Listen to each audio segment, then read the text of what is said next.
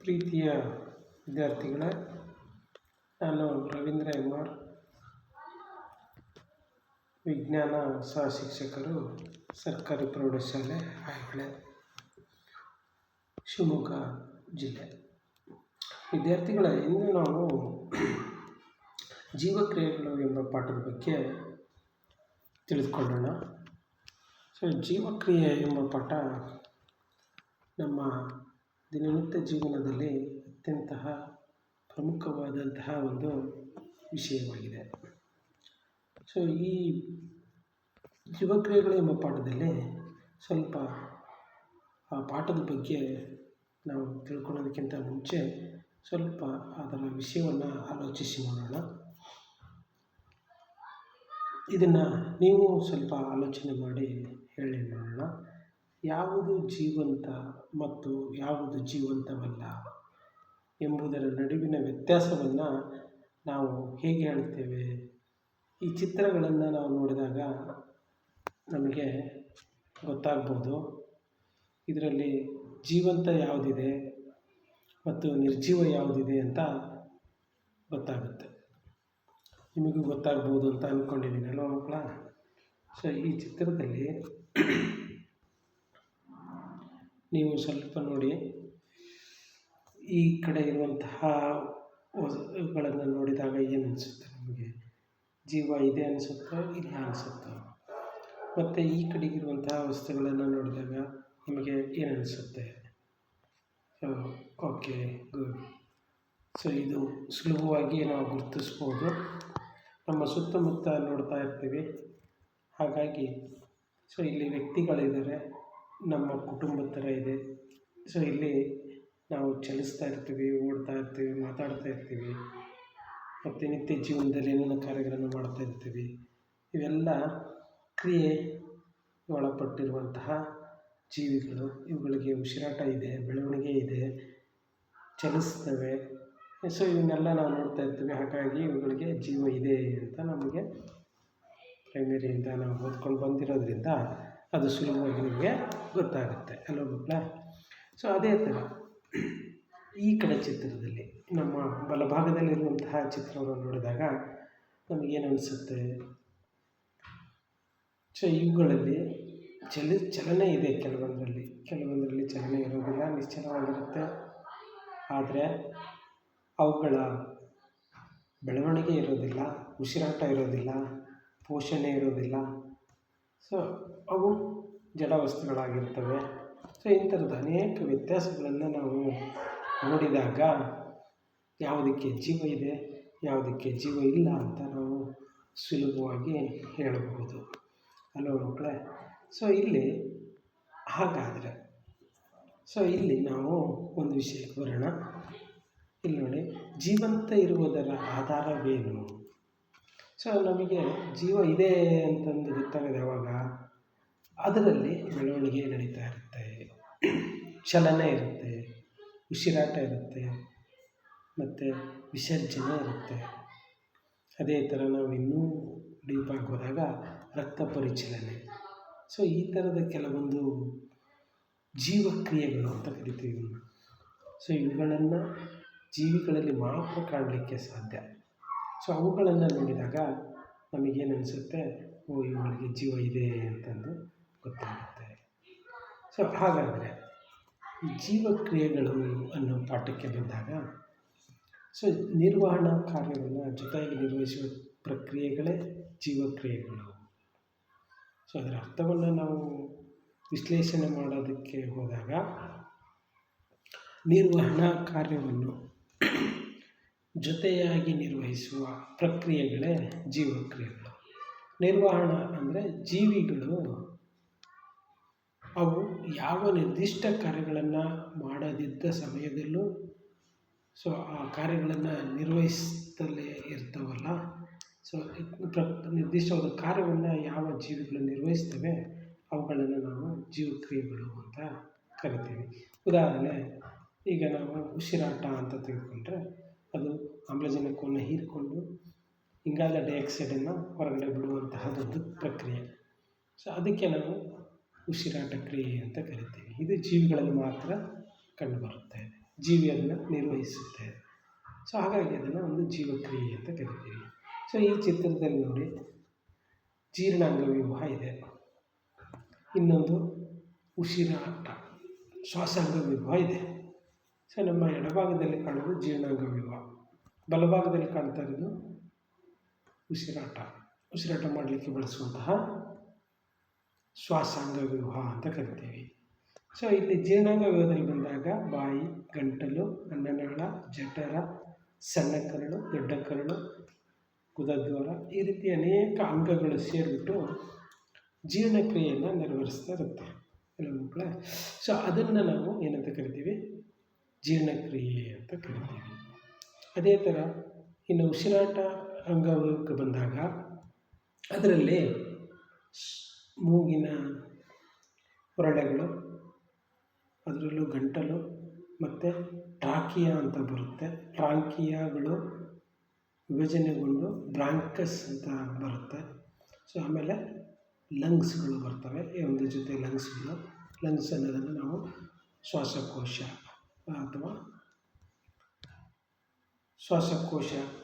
ಅಥವಾ ಲಂಗ್ಸ್ ಅಂತ ಕರಿತೀವಿ. ನಂತರ ಆ ಶ್ವಾಸಕೋಶದ ಒಳಗಡೆ ಗಾಳಿಗೂಡುಗಳು ಅಲ್ವಿಯೋಲಾ ಎಂಬ ಗೊಂಚಲುಗಳು ಇರ್ತವೆ. ಇವೆಲ್ಲವೂ ನಮಗೆ ಒಂದು ಕ್ರಿಯೆಯನ್ನು ನಡೆಸಲಿಕ್ಕೆ, ಉಸಿರಾಟ ಎಂಬ ಕ್ರಿಯೆಯನ್ನು ನಡೆಸಲಿಕ್ಕೆ ಸಹಾಯವನ್ನು ಮಾಡ್ತವೆ. ಇವು ಜೀವಿಗಳಲ್ಲಿ ಮಾತ್ರ ಕಂಡುಬರ್ತವೆ. ಹಾಗಾದರೆ ಈ ಜೀವಕ್ರಿಯೆಗಳು ನಮಗೆ ಏನಕ್ಕೆ ಬೇಕು? ಈ ಜೀವಕ್ರಿಯೆಗೆ ಶಕ್ತಿಯ ಅವಶ್ಯಕತೆ ಇದೆ. ಇದು ದೇಹದ ಹೊರಗಿನಿಂದ ಆಹಾರದ ರೂಪದಲ್ಲಿ ಪೂರೈಸಲ್ಪಡುತ್ತದೆ. ಸೊ ಶಕ್ತಿ ನಮಗೆ ಬೇಕು. ಆ ಶಕ್ತಿಯನ್ನು ನಾವು ಪಡ್ಕೊಳ್ಬೇಕು ಅಂದರೆ ಅದಕ್ಕೆ ಮುಖ್ಯವಾಗಿ ಆಹಾರ ಬೇಕು. ಸೊ ಈ ಆಹಾರ ನಮಗೆ ಜೀವಕ್ರಿಯೆಯ ಉತ್ಕರ್ಷಣೆ ಮತ್ತು ಅಪಕರ್ಷಣೆ ಕ್ರಿಯೆಯಲ್ಲಿ ಅಣುಗಳ ವಿಭಜನೆಗೆ ಆಕ್ಸಿಜನ್ ಆಕಾರಗಳನ್ನು ಬಳಸಿಕೊಳ್ಳುತ್ತದೆ. ಸೊ ಈಗ ನಮಗೆ ಶಕ್ತಿ ಬೇಕು ಅಂದರೆ ಆಹಾರ ತಿಂದ ತಕ್ಷಣ ಶಕ್ತಿ ಉತ್ಪತ್ತಿ ಆಗೋದಿಲ್ಲ. ಆ ಶಕ್ತಿ ಉತ್ಪತ್ತಿ ಆಗಬೇಕು ಅಂದರೆ ನಮ್ಮ ದೇಹದ ಮೈಟೊಕಾಂಡ್ರಿಯಾದ ಒಳಗಡೆ ಗ್ಲೂಕೋಸು ಮತ್ತು ನಾವು ತೆಗೆದುಕೊಂಡಂಥ ಆಮ್ಲಜನಕ ಮತ್ತು ನೀರು ಇವೆಲ್ಲ ಸೇರಿಕೊಂಡು ಉತ್ಕರ್ಷಣೆ ಮತ್ತು ಅಪಕರ್ಷಣೆ ಕ್ರಿಯೆ ನಡೆಯುತ್ತೆ. ಅಲ್ಲಿ ಆಕ್ಸಿಜನ್ ವಿಭಜನೆಗೊಂಡು ಶಕ್ತಿ ಉತ್ಪತ್ತಿ ಆಗುತ್ತೆ. ATP ಅಣುಗಳ ರೂಪದಲ್ಲಿ ಅದು ಉತ್ಪತ್ತಿ ಆಗುತ್ತೆ. ನೆಕ್ಸ್ಟು ದೇಹದಲ್ಲಿ ಉತ್ಪತ್ತಿಯಾದ ಅನೇಕ ತ್ಯಾಜ್ಯ ಉಪೋತ್ಪನ್ನಗಳನ್ನು ದೇಹದಿಂದ ಹೊರಹಾಕಬೇಕಾದ ಅಗತ್ಯವಿದೆ. ಆ ಒಂದು ಪ್ರಕ್ರಿಯೆಗೆ ವಿಸರ್ಜನೆ ಎಂದು ನಾವು ಕರಿತೀವಿ. ಸೊ ನೋಡಿ, ಜೀರ್ಣ ಆಗುತ್ತೆ, ಜೀರ್ಣ ಆದಮೇಲೆ ಶಕ್ತಿ ಉತ್ಪತ್ತಿ ಆಗುತ್ತೆ, ಶಕ್ತಿ ಉತ್ಪತ್ತಿ ಆದಮೇಲೆ ಅನೇಕ ಉಪೋತ್ಪನ್ನಗಳು ದೇಹದಲ್ಲಿ ತ್ಯಾಜ್ಯ ಉಪೋತ್ಪನ್ನಗಳು ಉತ್ಪತ್ತಿ ಆಗ್ತವೆ. ಅವುಗಳನ್ನು ದೇಹದಿಂದ ಹೊರಹಾಕೋದಕ್ಕೆ ನಾವು ವಿಸರ್ಜನೆ ಎಂಬ ಕ್ರಿಯೆಯನ್ನು ನಡೆಸ್ತಾ ಇರುತ್ತೆ ದೇಹಗಳು. ಸೊ ಹಾಗಾದರೆ ಈಗ ಜೀವಿಗಳು ಆಹಾರವನ್ನು ತೆಗೆದುಕೊಳ್ತೇವೆ. ಏನಕ್ಕೆ?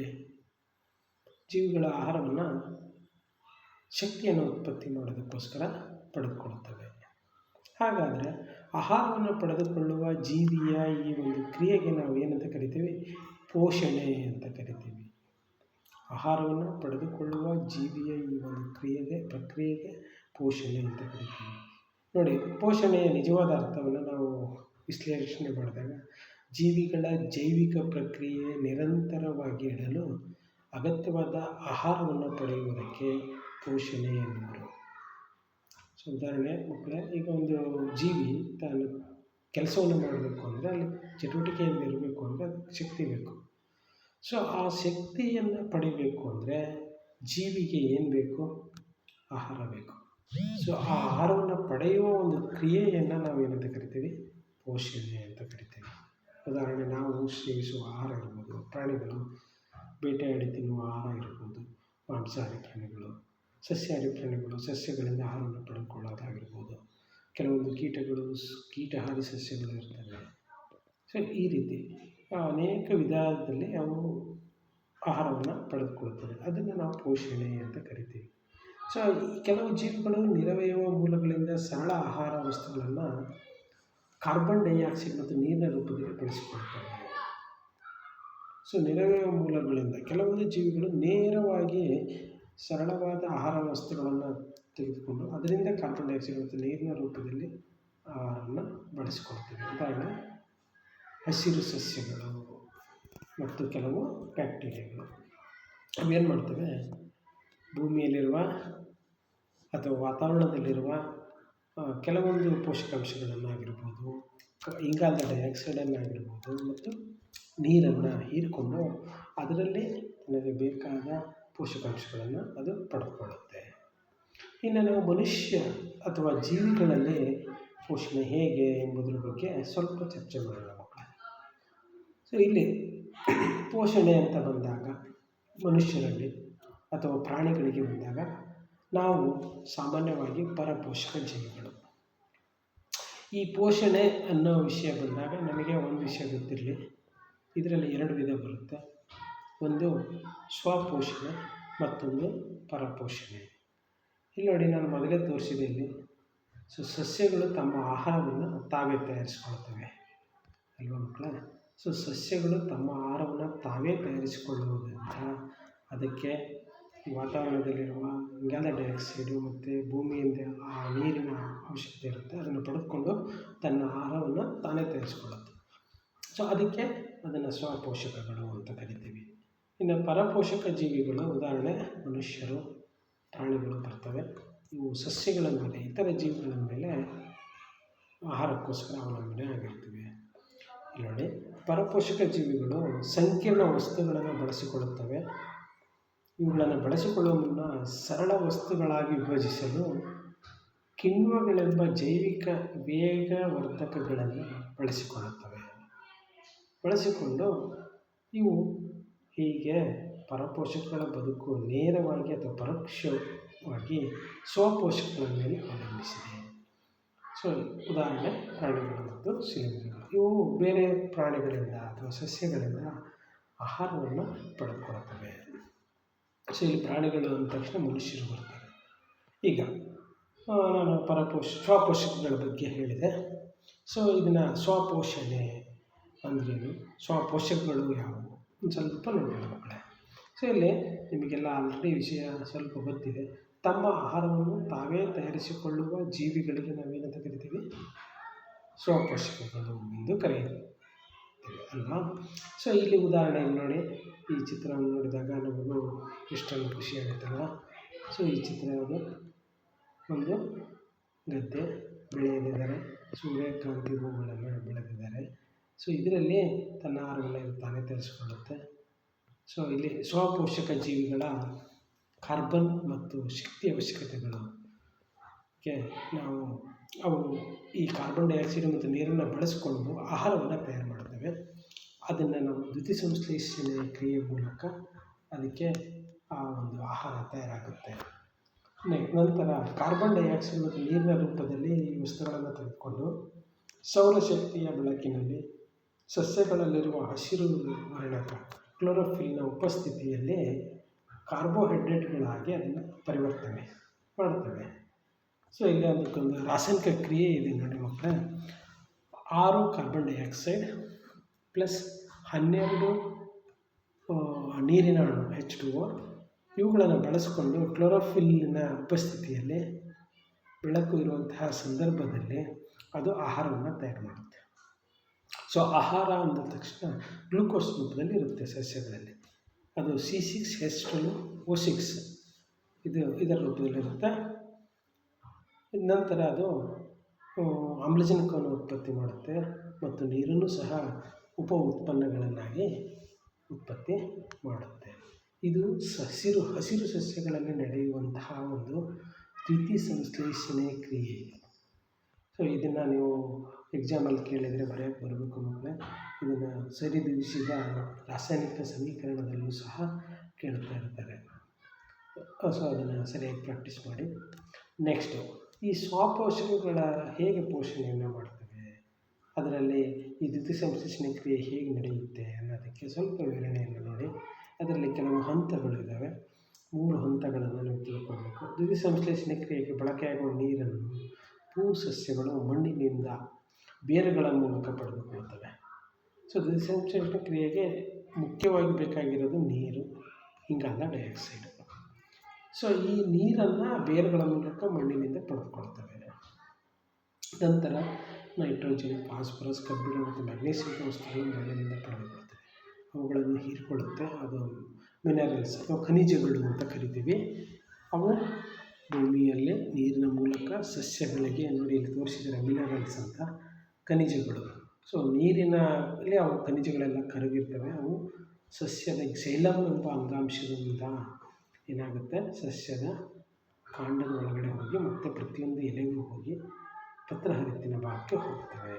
ಅಲ್ಲಿ ಸಂಶ್ಲೇಷಣೆ ಕ್ರಿಯೆ ನಡೆಯುತ್ತೆ. ನೈಟ್ರೋಜನ್ ಒಂದು ಅವಶ್ಯಕ ಧಾತುವಾಗಿದ್ದು ಪ್ರೋಟೀನ್ ಮತ್ತು ಇತರ ವಸ್ತುಗಳ ಸಂಶ್ಲೇಷಣೆಯಲ್ಲಿ ಬಳಸಲ್ಪಡುತ್ತದೆ. ಸೊ ಸಸ್ಯಗಳಿಗೆ ನೈಟ್ರೋಜನ್ ಹಾಕಬೇಕು. ಸೊ ಅದಕ್ಕೆ ಪ್ರೋಟೀನ್ ಉತ್ಪತ್ತಿ ಆಗೋದಕ್ಕೆ, ಆ ಪ್ರೋಟೀನನ್ನು ತಯಾರು ಮಾಡೋದಕ್ಕೆ ನೈಟ್ರೋಜನ್ ಬೇಕಾಗುತ್ತೆ. ಸೊ ಇದನ್ನು ನಿರವಯವ ನೈಟ್ರೇಟ್ ಅಥವಾ ನೈಟ್ರೈಟ್ಗಳ ರೂಪದಲ್ಲಿ ಪಡೆದುಕೊಳ್ಳಲಾಗುತ್ತದೆ.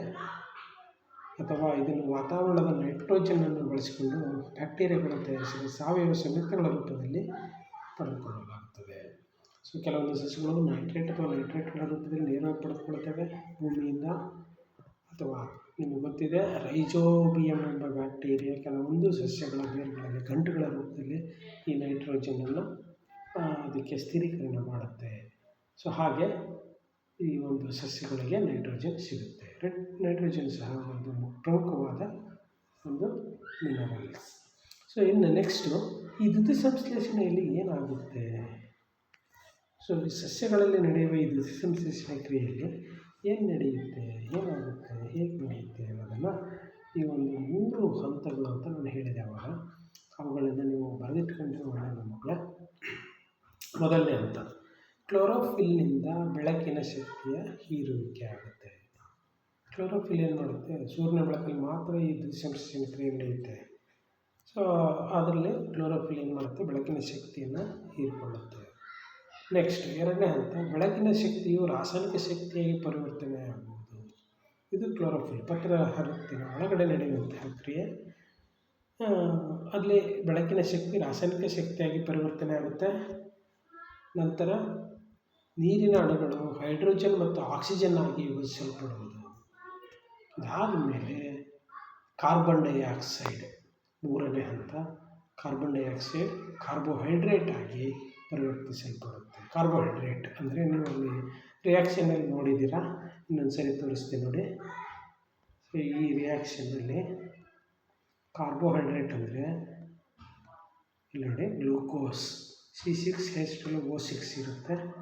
ಸೊ ಅದು ಏನಾಗುತ್ತೆ, ಇಲ್ಲಿ ತಯಾರಾಗುತ್ತೆ ಅಂದ್ಕೊಳ್ಳಿ. ಸೊ ಈ 3 ಹಂತಗಳು ಈ ಸಸ್ಯಗಳ ಎಲೆಗಳಲ್ಲಿ ನಡೆಯುವಂತಹ ದ್ಯುತಿ ಸಂಶ್ಲೇಷಣೆ ಕ್ರಿಯೆಯಲ್ಲಿ ಕಂಡುಬರುತ್ತವೆ. ಇದನ್ನು ನೀಟಾಗಿ ಬರ್ಕೊಳ್ಳಿ, 2 ಮಾರ್ಕ್ಸ್ ಕ್ವಶನ್ ಬರುವಂಥ ಸಾಧ್ಯತೆ ಇರುತ್ತೆ. ನೆಕ್ಸ್ಟು ಎಲೆಯ ಅಡ್ಡ ಸೀಳಿಕೆಯ ಒಂದು ನೋಟ. ಇದನ್ನು ನಾವು ಎಲೆಯ ಅಡ್ಡ ಸೀಳಿಕೆ ಅಂದರೆ ಇದನ್ನು ಈ ಥರ ಕಟ್ ಮಾಡಿಬಿಟ್ಟು ಅದನ್ನು ನಾವು ಸೂಕ್ಷ್ಮದರ್ಶಕ ಯಂತ್ರದಲ್ಲಿ ನೋಡಿದಾಗ ಅದರಲ್ಲಿ ಕೆಲವೊಂದು ಭಾಗಗಳು ಕಂಡುಬರ್ತವೆ. ಕ್ಲೋರೋಪ್ಲಾಸ್ಟ್ ಇರುವಂತಹ ಭಾಗ. ಸೊ ಗಾಳಿ ಮತ್ತು ಇಲ್ಲಿ ನೋಡಿ ಎಪಿಡರ್ಮಿಸ್ನಲ್ಲಿರುವಂತಹ ಜೀವಕೋಶಗಳು ಮತ್ತು ಅವಕಾಶಗಳು ಜಾಸ್ತಿ ಇರ್ತವೆ ಇದರಲ್ಲಿ ಎಲೆಯಲ್ಲಿ. ಸೊ ಇದನ್ನು ನಾವು ಚಿತ್ರವನ್ನು ಬಿಡಿಸೋದನ್ನು ನೀವು ಕಲಿಬೇಕಾಗುತ್ತೆ. ಎಪಿಡರ್ಮಿಸ್ಸು, ಮೇಲಿನ ಎಪಿಡರ್ಮಿಸ್ ಮತ್ತು ಕೆಳಗಿನ ಎಪಿಡರ್ಮಿಸ್ ಅಂತ ಬರುತ್ತೆ.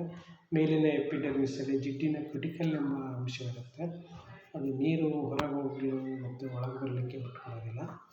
ಸೊ ಇದು ಅನೇಕ ಕಾರ್ಯಗಳಿಗೆ ಸಹಾಯಕವಾಗಿದೆ. ಇನ್ನು ಎಲೆಯ ಅಡ್ಡ ಸೀಳಿಕೆ ನೋಟದಲ್ಲಿ ಏನೇನು ಕಂಡುಬರುತ್ತೆ ಅನ್ನೋದನ್ನು ನೋಡೋಣ. ಸೊ ಎಲೆಯ ಅಡ್ಡ ಸೀಳಿಕೆಯಲ್ಲಿ ಹಸಿರು ಚುಕ್ಕೆಗಳೇ ಕ್ಲೋರೋಫಿಲ್ಗಳನ್ನು ಒಳಗೊಂಡವೆ. ಸೊ ಇವುಗಳನ್ನು ಕ್ಲೋರೋಪ್ಲಾಸ್ಟ್ಗಳೆಂಬ ಕಣಗಳು ಅಂತ ಕರಿತೀವಿ. ನಿಮಗೆ ಗೊತ್ತಿದೆ ಕ್ಲೋರೋಪ್ಲಾಸ್ಟ್, ಅವುಗಳಲ್ಲಿ ಕ್ಲೋರೋಫಿಲ್ ಇರುತ್ತೆ.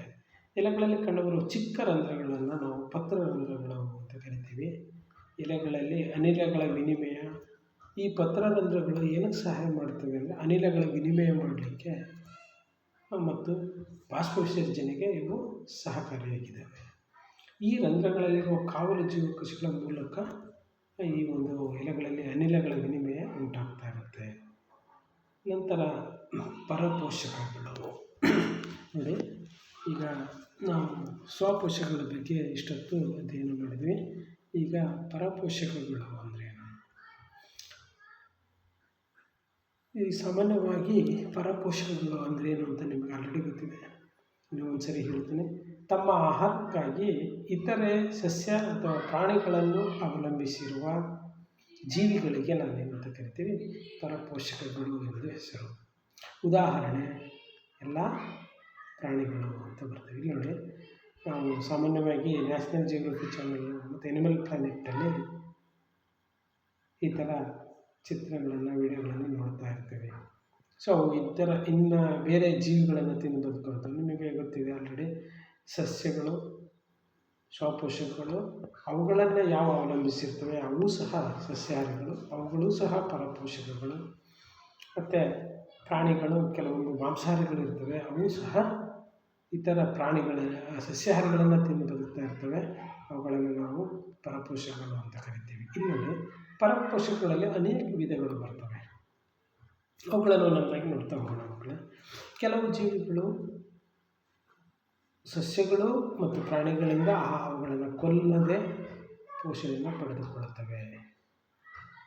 ಉದಾಹರಣೆ ಕಸ್ಕುಟ, ಅಮರ್ಬೆಲ್, ಉಣ್ಣೆ, ಹೇನು, ತಿಗಣೆ, ಜಿಗಣೆ ಮತ್ತು ಲಾಡಿಬಗ್. ತಿಗಣೆನೂ ಬರುತ್ತೆ. ಸೊ ಇವು ಪರಪೋಷಕಗಳು. ಉದಾಹರಣೆ, ಇವು ಬೇರೆ ಜೀವಿಗಳನ್ನು, ಪ್ರಾಣಿಗಳನ್ನು ಕೊಲ್ಲೋದಿಲ್ಲ, ಬಟ್ ಅವುಗಳಿಂದ ಆಹಾರವನ್ನು ಪಡೆದುಕೊಳ್ತಾ ಇರ್ತವೆ. ನಿಮಗೆ ಗೊತ್ತಿದೆ ಜಿಗಣೆ ಗೊತ್ತಲ್ಲ, ಇದು ನಮ್ಮ ರಕ್ತವನ್ನು ಹೀರುತ್ತೆ. ಇಲ್ಲಿದೆ ನೋಡಿ ಚಿತ್ರದಲ್ಲಿ. ಸೊ ಇದು ನಮ್ಮ ರಕ್ತವನ್ನು ಹೀರುತ್ತೆ, ಅದರಿಂದ ಆಹಾರವನ್ನು ಪಡೆದುಕೊಳ್ಳುತ್ತೆ. ಇದು ಹೇನು. ಸೊ ಹೇನು ನಮ್ಮ ತಲೆಯಲ್ಲಿ ವಾಸ ಮಾಡುತ್ತೆ, ನಮ್ಮ ರಕ್ತವನ್ನು ಹೀರುತ್ತೆ, ಅದರಿಂದ ಆಹಾರವನ್ನು ಪಡೆದುಕೊಳ್ಳುತ್ತೆ. ನೋಡಿದ್ದೀರಲ್ವ ಮಕ್ಕಳೇ? ನೆಕ್ಸ್ಟ್ ಎರಡನೇ ವಿಧ ಅಮೀಬಾವು ತಾತ್ಕಾಲಿಕ ಬೆರಳಿನಂತಹ ಜೀವಕೋಶದ ಮೇಲ್ಮೈ ಹೊರಚಾಚಿಕೆಗಳು. ಅವುಗಳನ್ನು ನಾವು ಸೀಡೋಪೋಡಿಯಾ ಅಥವಾ ಮಿಥ್ಯಪಾದ ಅಂತ ಕರಿತೀವಿ. ಇವುಗಳನ್ನು ಬಳಸಿ ಆಹಾರವನ್ನು ಒಳ ತೆಗೆದುಕೊಳ್ಳುತ್ತದೆ. ಈ ರಚನೆಗಳು ಆಹಾರ ಕಣಗಳನ್ನು ಆವರಿಸಿ ಬೆಸೆದು ಆಹಾರ ರಸದಾನಿಯನ್ನು ಉಂಟು ಮಾಡುತ್ತವೆ. ಉದಾಹರಣೆ ಇಲ್ಲಿ ನೋಡಿ ಚಿತ್ರದಲ್ಲಿ. ಸೊ ಅದು ನೀರಿನಲ್ಲಿ ಜೀವಿಸ್ತಾ ಇರುತ್ತೆ. ಸೊ ಆವಾಗ ಜೀವಿಸುವಾಗ ಅಲ್ಲಿ ಬಂದಂತಹ ಯಾವುದೋ ಒಂದು ಆಹಾರದ ಒಂದು ಪಾರ್ಟಿಕಲ್ ಇತ್ತು ಅಂದರೆ ಅಲ್ಲಿ ಈ ಸೀಡೋಪೋಡಿಯಾ ಅಂತ ಏನು ತೋರಿಸ್ತಾ ಇದೆ ನೋಡಿ, ಅದನ್ನು ನಾವು ಮಿಥ್ಯಪಾದ ಅಂತ ಕರಿತೀವಿ. ಅದರಿಂದ ಅದು ರಚನೆಯಾಗಿ ಆಹಾರವನ್ನು ಒಳಗಡೆ ಎಳೆದುಕೊಳ್ಳುತ್ತೆ. ನೆಕ್ಸ್ಟ್ ಅದು ಆಹಾರವನ್ನು ಒಳಗೆ ಎಳ್ಕೊಂಡ ತಕ್ಷಣ ಆಹಾರದ ರಸದಾನಿ ಉಂಟಾಗುತ್ತೆ. ಫುಡ್ ವೆಕ್ಯೂಲ್ ಅಂತ ಇದೆ ನೋಡಿ, ಅದನ್ನು ಆಹಾರದ ರಸದಾನಿ ಅಂತ ಕರಿತೀವಿ. ಅದು ಉಂಟಾಗುತ್ತೆ. ಅದಾದ ಮೇಲೆ ಆ ಜೀವಕೋಶದ ಒಳಗಡೆ ಆಹಾರ ರಸದಾನಿಯ ಮೂಲಕ ಒಳಗಡೆ ಹೋದ ತಕ್ಷಣ ಆ ಆಹಾರವು ವಿಸರಣೆ ಎಂಬ ಕ್ರಿಯೆಯ ಮೂಲಕ ಸೊ ಅಲ್ಲಿ ಜೀರ್ಣ ಆಗುತ್ತೆ. ಜೀರ್ಣ ಆಗಿ ಜೀವಕೋಶದ ಎಲ್ಲ ಭಾಗಗಳಿಗೆ ಅದು ಹರಡಿಕೊಳ್ಳುತ್ತೆ. ಇದರಿಂದ ಅದು ಆಹಾರವನ್ನು ಪಡೆದುಕೊಳ್ಳುತ್ತೆ. ಆಹಾರವನ್ನು ಪಡೆದುಕೊಂಡು ಶಕ್ತಿಯನ್ನು ಪಡೆದುಕೊಂಡು ಅಲ್ಲಿ ಉಂಟಾದ ತ್ಯಾಜ್ಯ ವಸ್ತುಗಳನ್ನು ಅಥವಾ ಜೀರ್ಣ ಆಗದೇ ಇರುವ ಆಹಾರವನ್ನು ಅದೇನು ಮಾಡುತ್ತೆ, ಮತ್ತೆ ಅದೇ ರಸದಾನಿಯ ಮೂಲಕ ಹೊರಗಡೆ ಹಾಕುತ್ತೆ. ಸೊ ಅದನ್ನು ವಿಸರ್ಜನೆ ಅಂತ ಕರಿತೀವಿ. ನೋಡಿ, ಇಲ್ಲಿ ಹಂತಗಳು ಇದ್ದಾವೆ. ಅಮೀಬಾದಲ್ಲಿ ನಡೆಯುವ ಪೋಷಣೆ ಯಾವ ರೀತಿ ಅಂದರೆ, ಮೊದಲನೇ ಹಂತದಲ್ಲಿ ಅದು ಆಹಾರವನ್ನು ಹೀರಿಕೊಳ್ಳುತ್ತೆ. ಎರಡನೇ ಹಂತದಲ್ಲಿ ಆಹಾರವು ರಸದಾನಿ ಒಳಗಡೆ ಸೇರುವಿಕೆ ಆಗುತ್ತೆ. ಮೂರನೇ ಹಂತದಲ್ಲಿ ಜೀರ್ಣಕ್ರಿಯೆ ನಡೆಯುತ್ತೆ. ಜೀರ್ಣವಾದ ಆಹಾರ ಹೀರಿಕೆ ಆಗುತ್ತೆ. ನಾಲ್ಕನೇ ಹಂತದಲ್ಲಿ ಹೀರಿಕೆ ಆದಮೇಲೆ ಅಸಿಮಿಲೇಷನ್ ಅಂದರೆ ದೇಹದ ಎಲ್ಲ ಭಾಗಗಳಿಗೆ ಆಹಾರ ಸರಬರಾಜಾಗುತ್ತೆ. ಸೊ ಅಂದರೆ ಅದು ಒಂದೇ ಜೀವಕೋಶ ಇರುತ್ತೆ. ಆ ಒಂದು ಜೀವಕೋಶದಲ್ಲಿ ಆಹಾರ ಏನಾಗುತ್ತೆ, ಸರಬರಾಜಾಗುತ್ತೆ. ಆ ಕೋಶ ರಸದಲ್ಲಿ ಅದು ವಿಸರಣೆ ಆಗ್ತಾ ಹೋಗುತ್ತೆ. ಹೇಗೆ ನಾವು ಒಂದು ಬಾಟ್ಲಲ್ಲಿ ನೀರನ್ನು ತಗೊಂಡು ಅದಕ್ಕೆ ಇಂಕನ್ನು ಹಾಕಿದಾಗ ಇಂಕು ಹೆಚ್ಚಿನ ಸಾಂದ್ರತೆಯಿಂದ ಕಡಿಮೆ ಸಾಂದ್ರತೆ ಕಡೆ ಹೇಗೆ ಚಲಿಸುತ್ತೋ ಅದೇ ರೀತಿ ಇಲ್ಲಿ ಆಹಾರ ಅಸಿಮಿಲೇಷನ್ ಆಗುತ್ತೆ. ಎಲ್ಲ ಜೀವಕೋಶದ ಕಡೆ ಎಲ್ಲೇ ಹರಡಿಕೊಳ್ಳುತ್ತೆ. ನಂತರ ಇಜೇಷನ್ ಕೊನೆಯ ಹಂತ. ಜೀರ್ಣ ಆಗದೇ ಇರುವಂತಹ ಕಣಗಳು ವಿಸರ್ಜಿಸಲ್ಪಡ್ತವೆ. ಸೊ ಇದಿಷ್ಟು ಅಮೀಬಾದಲ್ಲಿ ನಡೆಯುವಂತಹ ಒಂದು ಸರಳವಾದ ಪೋಷಣೆ. ನೆಕ್ಸ್ಟ್ ಏಕಕೋಶ ಜೀವಿಗಳಲ್ಲಿ ಯಾವ ರೀತಿ ಪೋಷಣೆ ನಡೆಯುತ್ತೆ, ಈಗ ಅಮೀಬಾದಲ್ಲಿ ನಡೆಯುತ್ತಲ್ಲ, ಸೊ ಆ ರೀತಿ ನೋಡೋಣ. ಆಹಾರ ರಸದಾನಿಯೊಳಗೆ ಸಂಕೀರ್ಣ ಆಹಾರ ಪದಾರ್ಥಗಳು ವಿಭಜನೆಗೊಂಡು ಸರಳ ಆಹಾರ ಪದಾರ್ಥಗಳಾಗ್ತವೆ. ನಂತರ ಅವು ಕೋಶದ್ರವ್ಯಕ್ಕೆ ವಿಸರಣೆಗೊಳ್ಳುತ್ತವೆ.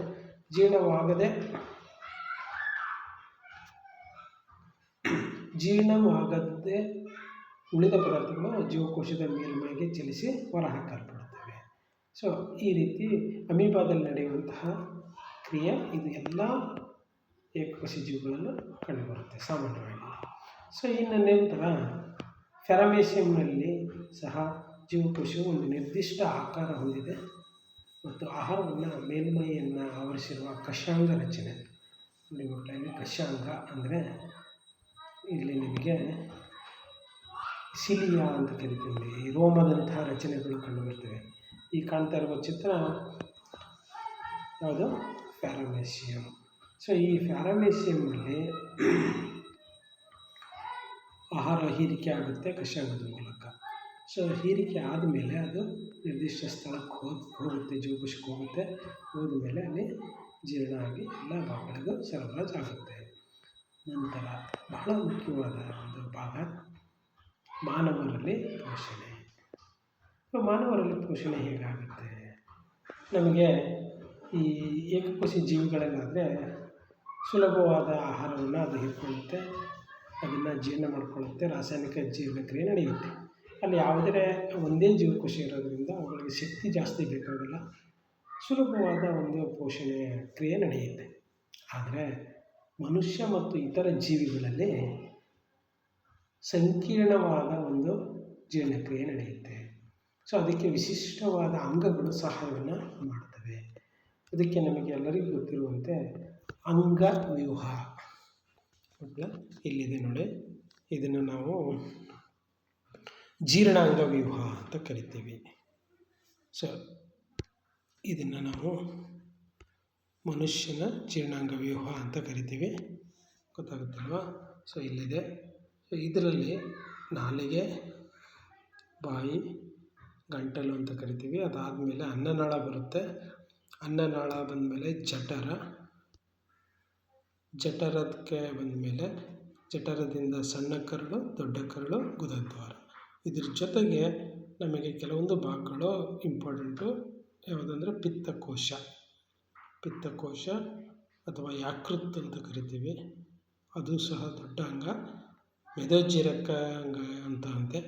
ಸೊ ಇವಿಷ್ಟು ನಮಗೆ ಜೀರ್ಣಕ್ರಿಯೆಯಲ್ಲಿ ಸಹಾಯ ಮಾಡುವಂತಹ ಅಂಗಗಳಾಗಿದ್ದಾವೆ ಮಕ್ಕಳೇ. ಸೊ ಇವೆಲ್ಲ ಮಾನವನ ಜೀರ್ಣಾಂಗ ವ್ಯೂಹ. ಸೊ ಈ ಮಾನವನ ಜೀರ್ಣಾಂಗ ವ್ಯೂಹದಲ್ಲಿ ಈ ಚಿತ್ರವನ್ನು ಬಿಡಿಸಬೇಕು. ಈ ಚಿತ್ರಕ್ಕೆ 3 ಅಥವಾ 4 ಮಾರ್ಕ್ಸ್ ಇರುತ್ತೆ. ಪ್ರತಿಯೊಂದು ಭಾಗವನ್ನು ಗುರುತಿಸೋದಕ್ಕೆ ನಮಗೆ ಬರಬೇಕು. ಸೊ ಇಲ್ಲಿ ಗಂಟಲು, ನಾಲಿಗೆ, ಅನ್ನನಾಳ, ಜಠರ, ಸಣ್ಣ ಕರಳು, ದೊಡ್ಡ ಕರಳು, ಗುದದ್ವಾರ, ಮೇದೋಜ್ಜೀರಕಾಂಗ, ಯಕೃತ್ತು, ಪಿತ್ತಕೋಶ, ಹೊಟ್ಟೆ, ಇಷ್ಟನ್ನಾದರೂ ನಾವು ಗುರುತಿಸೋಕೆ ಬರಬೇಕು. ಅಷ್ಟನ್ನು ನೀಟಾಗಿ ಪ್ರಾಕ್ಟೀಸ್ ಮಾಡಿ 3ರಿಂದ 4 ಮಾರ್ಕ್ಸ್ ಬರುತ್ತೆ. ನೆಕ್ಸ್ಟ್, ಹಾಗಾದರೆ ಮಾನವರಲ್ಲಿ ಈ ಪೋಷಣೆ ಹೇಗೆ ನಡೆಯುತ್ತೆ? ಮಾನವನ ಜೀರ್ಣಾಂಗ ವ್ಯೂಹ ಬಾಯಿಯಿಂದ ಗುದದ್ವಾರದವರೆಗೆ ವ್ಯಾಪಿಸಿರುವ ಉದ್ದದ ಕೊಳವೆಯಾಗಿದೆ. ಬಾಯಿಯಿಂದ ಸೇವಿಸಿದ ಆಹಾರವು ಹಲ್ಲುಗಳ ಸಹಾಯದಿಂದ ಚಿಕ್ಕ ಚಿಕ್ಕ ತುಂಡುಗಳಾಗಿ ಲಾಲಾರಸದೊಂದಿಗೆ ನಮ್ಮ ದೇಹಕ್ಕೆ ಒಳಗಡೆ ಹೋಗೋದಕ್ಕೆ ಪ್ರಾರಂಭ ಆಗುತ್ತೆ. ಇಲ್ಲಿ ಲಾಲಾರಸದ ಅಮೈಲೇಸ್ ಅನ್ನೋದು ಬಹಳ ಮುಖ್ಯ ಎಂಬ ಕಿಣ್ವವನ್ನು ಹೊಂದಿದ್ದು, ಅದು ಪಿಷ್ಟ ಎಂಬ ಸಂಕೀರ್ಣ ಅಣುವನ್ನು ವಿಭಜಿಸಿ ಸಕ್ಕರೆಯನ್ನು ಬಿಡುಗಡೆ ಮಾಡುತ್ತದೆ. ಸೊ ಇದು ಬಹಳ ಇಂಪಾರ್ಟೆಂಟ್ ಮಕ್ಕಳೇ. ಲಾಲಾರಸದಲ್ಲೇ ಇರುವಂತಹ ಕಿಣ್ವ ಯಾವುದು? ಅಮೈಲೇಸ್. ಸೊ ಅಮೈಲೇಸಿನ ಕಾರ್ಯ ಯಾವುದು? ಇದು ಆಹಾರದಲ್ಲಿರುವ ಪಿಷ್ಟ ಎಂಬ ಸಂಕೀರ್ಣ ಅಣುವನ್ನು ವಿಭಜಿಸಿ ಸಕ್ಕರೆಯನ್ನು ಬಿಡುಗಡೆ ಮಾಡುತ್ತದೆ. ಇದು ಅತ್ಯಂತ ಪ್ರಮುಖವಾದ ಕಾರ್ಯ. ನಂತರ ಆಹಾರವು ಬೆರೆತು ಯಾವುದರ ಜೊತೆಗೆ ಲಾಲಾರಸದೊಂದಿಗೆ ಬೆರೆತು ಪರಿಕ್ರಮಣ ಸಂಕುಚನ ಚಲನೆಯ ಮೂಲಕ, ಇನ್ನೊಂದು ಸರಿ ಕೇಳ್ಕೊಳ್ಳಿ, ಪರಿಕ್ರಮಣ ಸಂಕುಚನ ಚಲನೆಯ ಮೂಲಕ ಆಹಾರವು ಜಠರವನ್ನು ಸೇರುತ್ತದೆ. ಅನ್ನನಾಳದ ಮೂಲಕ. ನಂತರ ಜಠರದಲ್ಲಿ ಏನಾಗುತ್ತೆ, ಸೊ ಜಠರದಲ್ಲಿ ಹೈಡ್ರೋಕ್ಲೋರಿಕ್ ಆಮ್ಲ ಉತ್ಪತ್ತಿ ಆಗುತ್ತೆ. ಸೊ ಈ ಹೈಡ್ರೋಕ್ಲೋರಿಕ್ ಆಮ್ಲ ಏನು ಮಾಡುತ್ತೆ, ಪ್ರೋಟೀನನ್ನು ಜೀರ್ಣಿಸುವ ನೋಡಿ ಅಲ್ಲಿ ಹೈಡ್ರೋಕ್ಲೋರಿಕ್ ಆಮ್ಲ ಮತ್ತು ಪೆಪ್ಸಿನ್ ಎಂಬ ಕಿಣ್ವ ಜಠರದಲ್ಲಿ ಉತ್ಪತ್ತಿ ಆಗುತ್ತೆ. ಸೊ ಈ ಪೆಪ್ಸಿನನ್ನು ಜೀರ್ಣ ಮಾಡುತ್ತೆ, ಯಾವುದು ಪೆಪ್ಸಿನ್ ಎಂಬ ಕಿಣ್ವ. ಸೊ ಮತ್ತು ಲೋಳೆಯನ್ನು ಸ್ರವಿಸುತ್ತದೆ. ಇದು ಹೈಡ್ರೋಕ್ಲೋರಿಕ್ ಆಮ್ಲ, ಪೆಪ್ಸಿನ್ ಮತ್ತು ಲೋಳೆಯನ್ನು ಸ್ರವಿಸ್ತದೆ, ಯಾವುದು ಜಠರ. ಸೊ ಈ ಹೈಡ್ರೋಕ್ಲೋರಿಕ್ ಆಮ್ಲದ ಕೆಲಸ ಏನು, ಪೆಪ್ಸಿನಿನ ಕೆಲಸ ಏನು, ಮತ್ತು ಆ ಲೋಳೆಯಂತಹ ವಸ್ತುವಿನ ಕೆಲಸ ಏನು ಎಂಬುದನ್ನು ನೀವು ತಿಳ್ಕೋಬೇಕು. ಸೊ ಆಹಾರವು ಜಠರಕ್ಕೆ ಬಂದ ತಕ್ಷಣ ಅಲ್ಲಿ ಈ ಪೆಪ್ಸಿನ್ನು ಏನು ಮಾಡುತ್ತೆ, ಪ್ರೋಟೀನನ್ನು ಜೀರ್ಣಿಸಿ ಪೆಪ್ಟೈಡ್ಗಳಾಗಿ ಪರಿವರ್ತನೆ ಮಾಡುತ್ತೆ ಅಥವಾ ಅಮೈನೋ ಆಮ್ಲಗಳಾಗಿ ಪರಿವರ್ತನೆ ಮಾಡುತ್ತೆ. ಈ ಹೈಡ್ರೋಕ್ಲೋರಿಕ್ ಆಮ್ಲ ಆಮ್ಲೀಯತೆಯನ್ನು ಉಂಟು ಮಾಡುತ್ತೆ. ಲೋಳೆಯಂತಹ ವಸ್ತು ಆಮ್ಲವು ಜಠರದ ಒಳಗೊಡೆಗಳಿಗೆ ಯಾವುದೇ ಹಾನಿ ಆಗದಂತೆ ಅದು ನೋಡಿಕೊಳ್ಳುತ್ತೆ. ನೆಕ್ಸ್ಟ್, ಆಗ ಆಹಾರವು ಜಠರದಿಂದ ಸಣ್ಣ ಕರಳಿಗೆ ಪ್ರವೇಶಿಸುತ್ತದೆ. ಇದು ಜೀರ್ಣನಾಳದ ಅತ್ಯಂತ ಉದ್ದದ ಭಾಗವಾಗಿದ್ದು, ಸಣ್ಣ ಕರಳು ಅತ್ಯಂತ ಉದ್ದದ ಭಾಗ, ವ್ಯಾಪಕವಾಗಿ ಸುರುಳಿ ಹೊಂದಿ ಕಡಿಮೆ ಸ್ಥಳದಲ್ಲಿ ಅಳವಡಿಸಲ್ಪಟ್ಟಿದೆ. ನೋಡಿ, ಅದು ಸುರುಳಿ ಸುತ್ತಕೊಂಡು ದೊಡ್ಡ ಕರಳಿನ ಒಳಗಡೆ ಕಡಿಮೆ ಸ್ಥಳದಲ್ಲೇ ಇರುತ್ತೆ. ಇನ್ನು ಸಣ್ಣ ಕರಳು ಕಾರ್ಬೋಹೈಡ್ರೇಟ್ಗಳು, ಪ್ರೋಟೀನ್ಗಳು ಮತ್ತು ಕೊಬ್ಬುಗಳು ಸಂಪೂರ್ಣ ಪಚನವಾಗುವ ಸ್ಥಳವಾಗಿದೆ. ಸಣ್ಣ ಕರಳಿನಲ್ಲಿ ಕಾರ್ಬೋಹೈಡ್ರೇಟು ಜೀರ್ಣ ಆಗುತ್ತೆ, ಪ್ರೋಟೀನ್ ಜೀರ್ಣ ಆಗುತ್ತೆ ಮತ್ತು ಕೊಬ್ಬು ಇವೆಲ್ಲ ಸಂಪೂರ್ಣ ಜೀರ್ಣ ಆಗೋದು ಸಣ್ಣ ಕರಳಿನಲ್ಲಿ. ಸಣ್ಣ ಕರಳು ಏನನ್ನು ಉತ್ಪತ್ತಿ ಮಾಡುತ್ತೆ, ಏನನ್ನು ಸ್ರವಿಸುತ್ತೆ ಅಂದರೆ ಮೇದೋಜೀರಕ ಗ್ರಂಥಿ ಮತ್ತು ಯಕೃತ್ತು ಸ್ರವಿಕೆಗಳನ್ನು ಪಡೆಯುತ್ತದೆ. ಅಂದರೆ ಸಣ್ಣ ಕರಳಿಗೆ ಬರುವಾಗ ಮೇದೋಜೀರಕ ಗ್ರಂಥಿ ಸ್ರವಿಸಿದ ಕಿಣ್ವಗಳು ಮತ್ತು ಯಕೃತ್ತು ಸ್ರವಿಸಿದ ಕಿಣ್ವಗಳು ಸಹ ಸಣ್ಣ ಕರಳಿಗೆ ಬರುತ್ತವೆ, ಆಹಾರಕ್ಕೆ ಜೊತೆ ಆಗ್ತವೆ. ನೆಕ್ಸ್ಟ್, ಜಠರದಿಂದ ಬರುವ ಆಹಾರವು ಆಮ್ಲೀಯವಾಗಿದ್ದು, ನೋಡಿ ಜಠರದಲ್ಲಿ ಹೈಡ್ರೋಕ್ಲೋರಿಕ್ ಆಸಿಡ್ ಸೇರಿರೋದ್ರಿಂದ ಆಮ್ಲೀಯವಾಗಿರುತ್ತೆ. ಮತ್ತು ಮೇದೋಜೀರಕ ಕಿಣ್ವಗಳು ಪ್ರತಿವರ್ತನೆಗಾಗಿ ಅದನ್ನು ಕ್ಷಾರೀಯಗೊಳಿಸುವ ಅಗತ್ಯವಿದೆ. ಸೊ ಅಲ್ಲಿ ಮೇದೋಜೀರಕ ಗ್ರಂಥಿಯಿಂದ ಬಂದಂತಹ ಕಿಣ್ವಗಳು ಅದನ್ನು ಪ್ರತ್ಯಾಮ್ಲೀಯ ವಸ್ತುವನ್ನಾಗಿ ಪರಿವರ್ತನೆ ಮಾಡ್ತವೆ. ಕ್ಷಾರೀಯ ಅಂದರೆ ಪ್ರತ್ಯಾಮ್ಲೀಯ. ಸೊ ಯಕೃತ್ತಿನಿಂದ ಸ್ರವಿಕೆಯಾಗುವ ಪಿತ್ತರಸವು ಕೊಬ್ಬನ್ನು ವಿಭಜಿಸಲು ಸಹಾಯಕವಾಗಿವೆ. ಇದು ಇಂಪಾರ್ಟೆಂಟು, ಅದನ್ನು ನೆನಪಿಟ್ಕೊಳ್ಳಿ. ಯಕೃತ್ತಿನಿಂದ ಸ್ರವಿಕೆಯಾದ ಪಿತ್ತರಸದಲ್ಲಿ ಕೊಬ್ಬನ್ನು ವಿಭಜಿಸಲು ಅದು ಸಹಾಯ ಮಾಡುತ್ತೆ. ನಂತರ ಮೇದೋಜೀರಕ ರಸವನ್ನು ಸ್ರವಿಸುತ್ತದೆ. ಅದು ಪ್ರೋಟೀನನ್ನು ಜೀರ್ಣಿಸಲು ಸಹಾಯಕವಾಗುತ್ತೆ. ಇಲ್ಲಿ ಮೇದೋಜೀರಕ ಗ್ರಂಥಿಯು ಟ್ರಿಪ್ಸಿನ್ ಮತ್ತು ಲೈಫೇಜ್ ಎಂಬ ಕಿಣ್ವಗಳನ್ನು ಹೊಂದಿದೆ. ಮೇದೋಜೀರಕ ರಸದಲ್ಲಿ ಟ್ರಿಪ್ಸಿನ್ ಮತ್ತು ಲೈಫೇಜ್ ಎಂಬ ಕಿಣ್ವಗಳಿರ್ತವೆ. ಅವು ಆಹಾರವನ್ನು ಜೀರ್ಣ ಮಾಡಲಿಕ್ಕೆ ಸಹಾಯ ಮಾಡ್ತವೆ. ನೋಡಿ ಮಕ್ಕಳೇ, ನಾನೀಗ ಕಿಣ್ವಗಳದ್ದು ಹೇಳ್ತಾ ಇದ್ದೆ. ಈ ಕಿಣ್ವಗಳು ಅಂತಿಮವಾಗಿ ಪ್ರೋಟೀನನ್ನು ಅಮೈನೋ ಆಮ್ಲಗಳಾಗಿ, ಸಂಕೀರ್ಣ ಕಾರ್ಬೋಹೈಡ್ರೇಟ್ಗಳನ್ನು ಗ್ಲೂಕೋಸ್ ಆಗಿ ಹಾಗೂ ಕೊಬ್ಬುಗಳನ್ನು ಕೊಬ್ಬಿನ ಆಮ್ಲ ಮತ್ತು ಗ್ಲಿಸರಾಲ್ ಆಗಿ ಪರಿವರ್ತಿಸುತ್ತವೆ. ನೋಡಿ, ನಾವು ತಿನ್ನಂಥ ಆಹಾರದಲ್ಲಿರುವ ಪ್ರೋಟೀನನ್ನು ಅಮೈನೋ ಆಮ್ಲಗಳಾಗಿ ಪರಿವರ್ತಿಸ್ತವೆ. ಕಾರ್ಬೋಹೈಡ್ರೇಟ್ ಇದ್ದರೆ ಅದನ್ನು ಗ್ಲೂಕೋಸ್ ಆಗಿ ಪರಿವರ್ತಿಸ್ತವೆ. ಕೊಬ್ಬುಗಳಿದ್ದರೆ ಅದನ್ನು ಕೊಬ್ಬಿನ ಆಮ್ಲ ಮತ್ತು ಗ್ಲಿಸರಲ್ ಆಗಿ ಪರಿವರ್ತಿಸ್ತವೆ. ಹೀಗೆ ಸಂಕೀರ್ಣ ಆಹಾರ ಪದಾರ್ಥವು ಸರಳ ಆಹಾರ ಪದಾರ್ಥವಾಗಿ ಪರಿವರ್ತನೆ ಆಗ್ತವೆ. ಸೊ ಜೀರ್ಣವಾದ ಆಹಾರವು ಸಣ್ಣ ಕರಳಿನ ಗೋಡೆಯಲ್ಲಿರುವ ವಿಲ್ಲೈಗಳೆಂಬ ಅಸಂಖ್ಯಾತ ಬೆರಳುಗಳಂಥ ರಚನೆಗಳಿಂದ ಹೀರಲ್ಪಡ್ತವೆ. ಹೀರಿಕೆಯಾಗುವ ಆಹಾರವು ದೊಡ್ಡ ಕರಳಿಗೆ ವಿಲ್ಲೈಗಳಿಂದ ಹೀರಿಕೆಯಾಗದ ಆಹಾರವು ದೊಡ್ಡ ಕರಳಿಗೆ ಕಳಿಸಲ್ಪಡುತ್ತದೆ. ಅಲ್ಲಿ ವಿಲ್ಲೈಗಳು ಈ ಪದಾರ್ಥಗಳಿಂದ ನೀರನ್ನು ಹೀರಿಕೊಳ್ಳುತ್ತವೆ. ಇದಾದ ಮೇಲೆ ಉಳಿದ ಪದಾರ್ಥಗಳನ್ನು, ಜೀರ್ಣ ಆಗದೇ ಇರುವಂತಹ ಪದಾರ್ಥಗಳನ್ನು ಗುದದ್ವಾರದ ಮೂಲಕ ದೇಹದಿಂದ ಹೊರಹಾಕಲಾಗುತ್ತೆ. ಅದನ್ನು ನಾವು ಏನಂತೀವಿ, ವಿಸರ್ಜನೆ ಅಂತೀವಿ. ಈ ತ್ಯಾಜ್ಯ ಪದಾರ್ಥಗಳ ಹೊರಹಾಕುವಿಕೆಯು ಗುದ ಸಂಕುಚನ ಸ್ನಾಯುಗಳಿಂದ ನಿಯಂತ್ರಿಸಲ್ಪಡುತ್ತೆ. ಸೊ ಇಷ್ಟೆಲ್ಲ ಆದಮೇಲೆ ಇದನ್ನು ನಾವು ಪೋಷಣೆ ಅಂತ ಕರಿತೀವಿ. ಹಾಗಾದರೆ ಮಕ್ಕಳೇ, ಪೋಷಣೆ ಆದಮೇಲೆ ಉಸಿರಾಟ ಕ್ರಿಯೆ.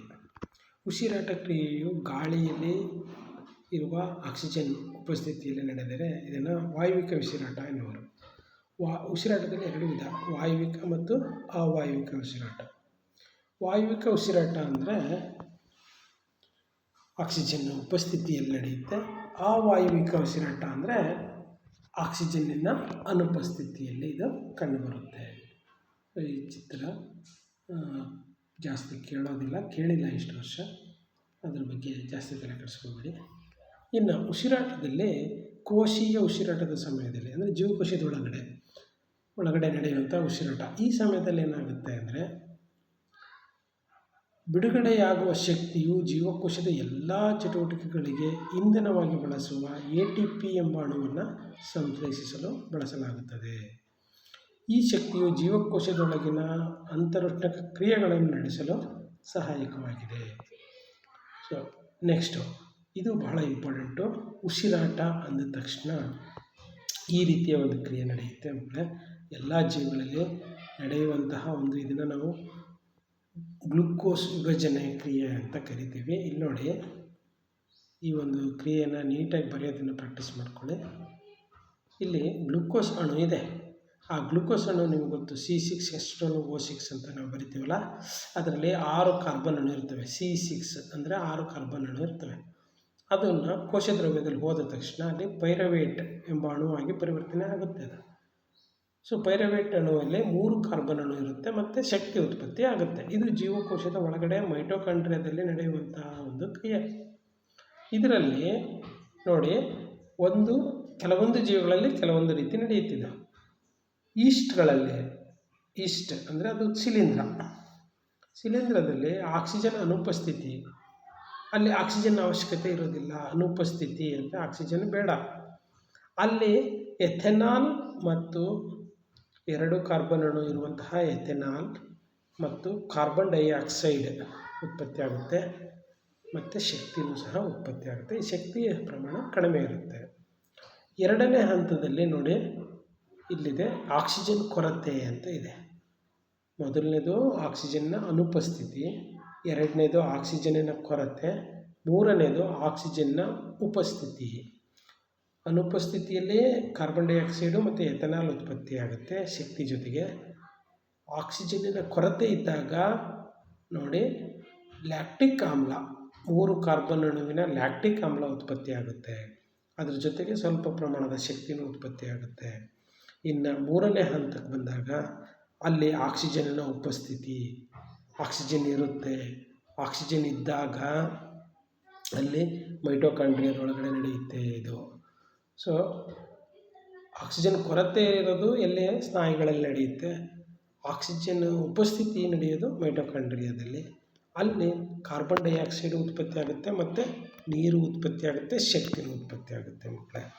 ಸೊ ಇಲ್ಲಿ ಒಂದು ನೆನಪಿಟ್ಕೊಳ್ಳಿ, ಈ 2ನೇ ಹಂತ ಆಕ್ಸಿಜನ್ ಕೊರತೆ ಇರುವಂತಹ ಸಂದರ್ಭದಲ್ಲಿ ನಡೆಯುವಂಥ ಕ್ರಿಯೆ ಏನಿದೆಯಲ್ಲ, ಇಲ್ಲಿ ಲ್ಯಾಕ್ಟಿಕ್ ಆಮ್ಲ ಉತ್ಪತ್ತಿ ಆಗುತ್ತೆ. ಆವಾಗ ನಮಗೆ ತಲೆನೋವು ಬರ್ತಾ ಇರುತ್ತೆ, ಟೆನ್ಷನ್ ಆಗ್ತಾ ಇರುತ್ತೆ, ಒತ್ತಡ ಆಗ್ತಾ ಇರುತ್ತೆ, ಮೈಂಡು ಕ್ಲೀನಾಗಿ ವರ್ಕ್ ಮಾಡಲ್ಲ. ಇವೆಲ್ಲ ಸ್ಥಿತಿಗಳು ಲ್ಯಾಕ್ಟಿಕ್ ಆಮ್ಲ ಉತ್ಪತ್ತಿ ಆದಾಗ, ಕಡಿಮೆ ಶಕ್ತಿ ಉತ್ಪತ್ತಿ ಆದಾಗ ನಮ್ಮಲ್ಲಿ ನಡೀತಾ ಇರುತ್ತೆ.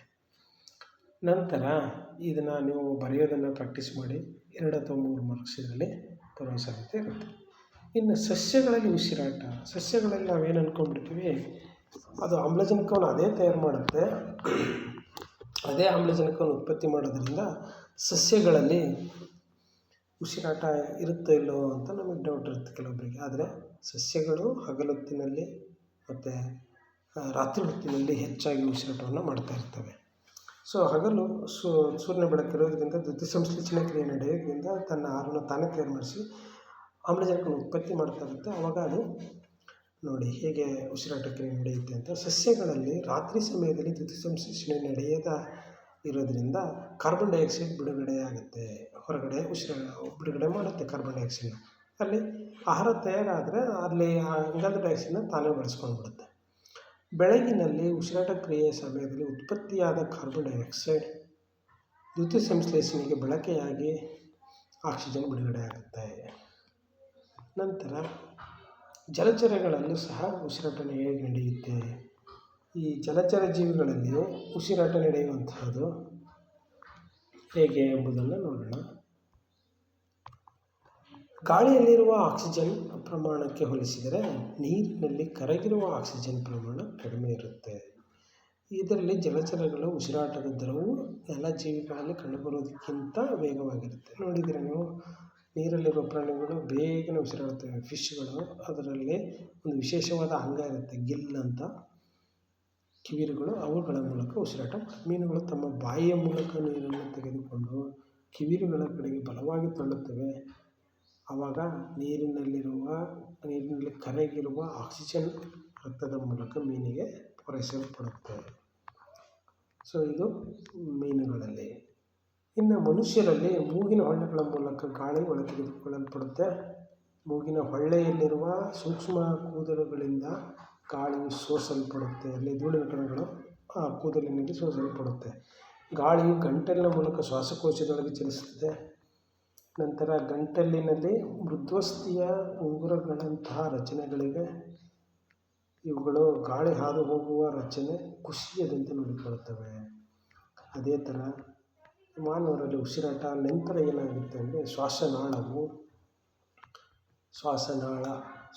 ಆದ ತಕ್ಷಣ ಶ್ವಾಸಕೋಶದೊಳಗೆ ಅತಿ ಸಣ್ಣ ನಳಿಕೆಗಳಾಗಿ ವಿಭಜನೆ ಹೊಂದಿ ಅಂತಿಮವಾಗಿ ಬಲೂನಿನಂತಹ ರಚನೆಗಳಾಗಿ ಬದಲಾಗುತ್ತವೆ. ಇವುಗಳನ್ನು ನಾವು ಗಾಳಿಗೂಡುಗಳು ಅಥವಾ ಅಲ್ವಿಯೋಲಾಯ್ಗಳು ಅಂತ ಕರಿತೀವಿ ಮಕ್ಕಳೇ. ಸೊ ಇವುಗಳಲ್ಲಿ ನಾವು ತೆಗೆದುಕೊಂಡಂಥ ಆಹಾರ ಸಂಗ್ರಹ ಆಗುತ್ತೆ. ನೋಡಿ, ಇಲ್ಲಿ ಇನ್ನೊಂದು ಅಬ್ಸರ್ವ್ ಮಾಡಿ, ಗಾಳಿಗೂಡುಗಳ ಸುತ್ತಲೂ ಏನಿದ್ದಾವೆ, ರಕ್ತನಾಳಗಳು ಸುತ್ತಕೊಂಡಿದ್ದಾವೆ. ಅವು ಏಕೆ ಅಂತ ಇಲ್ಲಿ ಗೊತ್ತಾಗುತ್ತೆ ನಿಮ್ಮ ಮುಂದುಗಡೆ. ಇಲ್ಲಿ ಅನಿಲಗಳ ವಿನಿಮಯ ನಡೆಯುತ್ತದೆ. ಗಾಳಿಗೂಡುಗಳಲ್ಲಿ ಮತ್ತು ನಾಳಗಳ ನಡುವೆ ಅನಿಲಗಳ ವಿನಿಮಯ ನಡೆಯುತ್ತೆ. ನಾವು ಗಾಳಿಯನ್ನು ತೆಗೆದುಕೊಂಡಾಗ ಎದೆಗೂಡು ದೊಡ್ಡದಾಗಿ ಗಾಳಿಯು ಶ್ವಾಸಕೋಶದೊಳಗೆ ಹೀರಲ್ಪಡುತ್ತದೆ ಮತ್ತು ಹಿಗ್ಗಿದಾಗ ಗಾಳಿಗೂಡುಗಳನ್ನು ತುಂಬುತ್ತದೆ. ರಕ್ತವು ದೇಹದ ಇತರ ಭಾಗಗಳಿಂದ ಕಾರ್ಬನ್ ಡೈಆಕ್ಸೈಡನ್ನು ಗಾಳಿಗೂಡಿಗೆ ಬಿಟ್ಟು ಗಾಳಿಗೂಡಿನಿಂದ ಶುದ್ಧ ಆಕ್ಸಿಜನನ್ನು ಪಡೆದುಕೊಂಡು ದೇಹದ ವಿವಿಧ ಭಾಗಗಳಿಗೆ ಅದೇನು ಮಾಡುತ್ತೆ, ಪೂರೈಕೆ ಮಾಡುತ್ತೆ. ನಂತರ ನೋಡಿ, ಇಲ್ಲಿ ಒಂದು ಗಾಳಿಗೂಡನ್ನು ತೆಗೆದುಕೊಂಡಿದ್ದಾರೆ. ಚಿತ್ರದಲ್ಲಿ ನೋಡಿ ಮಕ್ಕಳೇ ಹೇಗೆ ನಡೆಯುತ್ತೆ ಅಂತ ಅಲ್ಲಿ. ಸೊ ನಾವು ಉಸಿರನ್ನು ಎಳೆದುಕೊಂಡಾಗ ಏನಾಗುತ್ತೆ, ನಾವು ಆಮ್ಲಜನಕ ಗಾಳಿಗೂಡಿಗೆ ಹೋಗಿ ಸಂಗ್ರಹ ಆಗಿರುತ್ತೆ. ಅಲ್ಲಿರುವ ಆಮ್ಲಜನಕ ರಕ್ತಕ್ಕೆ ಹೋಗುತ್ತೆ. ಕೆಂಪು ಆರೋ ಮಾರ್ಕ್ ಇದೆ ನೋಡಿ, ಅದು ರಕ್ತಕ್ಕೆ ಸೇರುವಂಥದ್ದು. ನಂತರ ರಕ್ತದಲ್ಲಿರುವ ಇಂಗಾಲದ ಡೈಆಕ್ಸೈಡ್, ಕಾರ್ಬನ್ ಡೈಆಕ್ಸೈಡ್ ಇಲ್ಲಿ ಬ್ಲೂ ಕಲರ್ ಆರೋ ಮಾರ್ಕಿಂದ ಮತ್ತೆ ಗಾಳಿಗೂಡಿಗೆ ಬಂದು ಸೇರುತ್ತೆ. ಸೊ ಈ ರೀತಿಯ ಕ್ರಿಯೆ ನಮ್ಮ ದೇಹದ ಒಳಗಡೆ ನಡೀತಾ ಇರುತ್ತೆ. ನಂತರ ಪ್ರಾಣಿಗಳ ದೇಹದ ಗಾತ್ರವು ದೊಡ್ಡದಾಗಿದ್ದಾಗ ವಿಸರಣ ಒತ್ತಡ ಒಂದೇ ದೇಹದ ಎಲ್ಲ ಭಾಗಗಳಿಗೆ ಆಕ್ಸಿಜನ್ ಪೂರೈಸುವ ಜವಾಬ್ದಾರಿಯನ್ನು ನಿರ್ವಹಿಸಲಾಗದು. ಆಗ ವರ್ಣಕಗಳು ಸಹಾಯಕ ಮಾಡುತ್ತವೆ. ಮನುಷ್ಯರಲ್ಲಿ ಹಿಮೋಗ್ಲೋಬಿನ್ ಕೆಂಪು ವರ್ಣಕ ಅಂತ ಕರಿತೀವಿ. ಇದು ಉಸಿರಾಟದ ವರ್ಣಕವಾಗಿದ್ದು ಆಕ್ಸಿಜನ್ ಸಾಗಾಣಿಕೆಯಲ್ಲಿ ಸಹಾಯ ಮಾಡುತ್ತೆ. ಹಿಮೋಗ್ಲೋಬಿನ್ ಕಾರ್ಯ ಏನು ಅಂದರೆ ಆಕ್ಸಿಜನನ್ನು ಸಾಗಾಣಿಕೆ ಮಾಡೋದು ಅಂತ. ನಂತರ ಮಾನವರಲ್ಲಿ ಹೇಗೆ ಈ ಒಂದು ಸಾಗಾಣಿಕೆ ಆಗುತ್ತೆ ಅನ್ನೋದು ಬಹಳ ಮುಖ್ಯ. ರಕ್ತವು ಒಂದು ದ್ರವರೂಪಿ ಸಂಯೋಜಕ ಅಂಗಾಂಶ.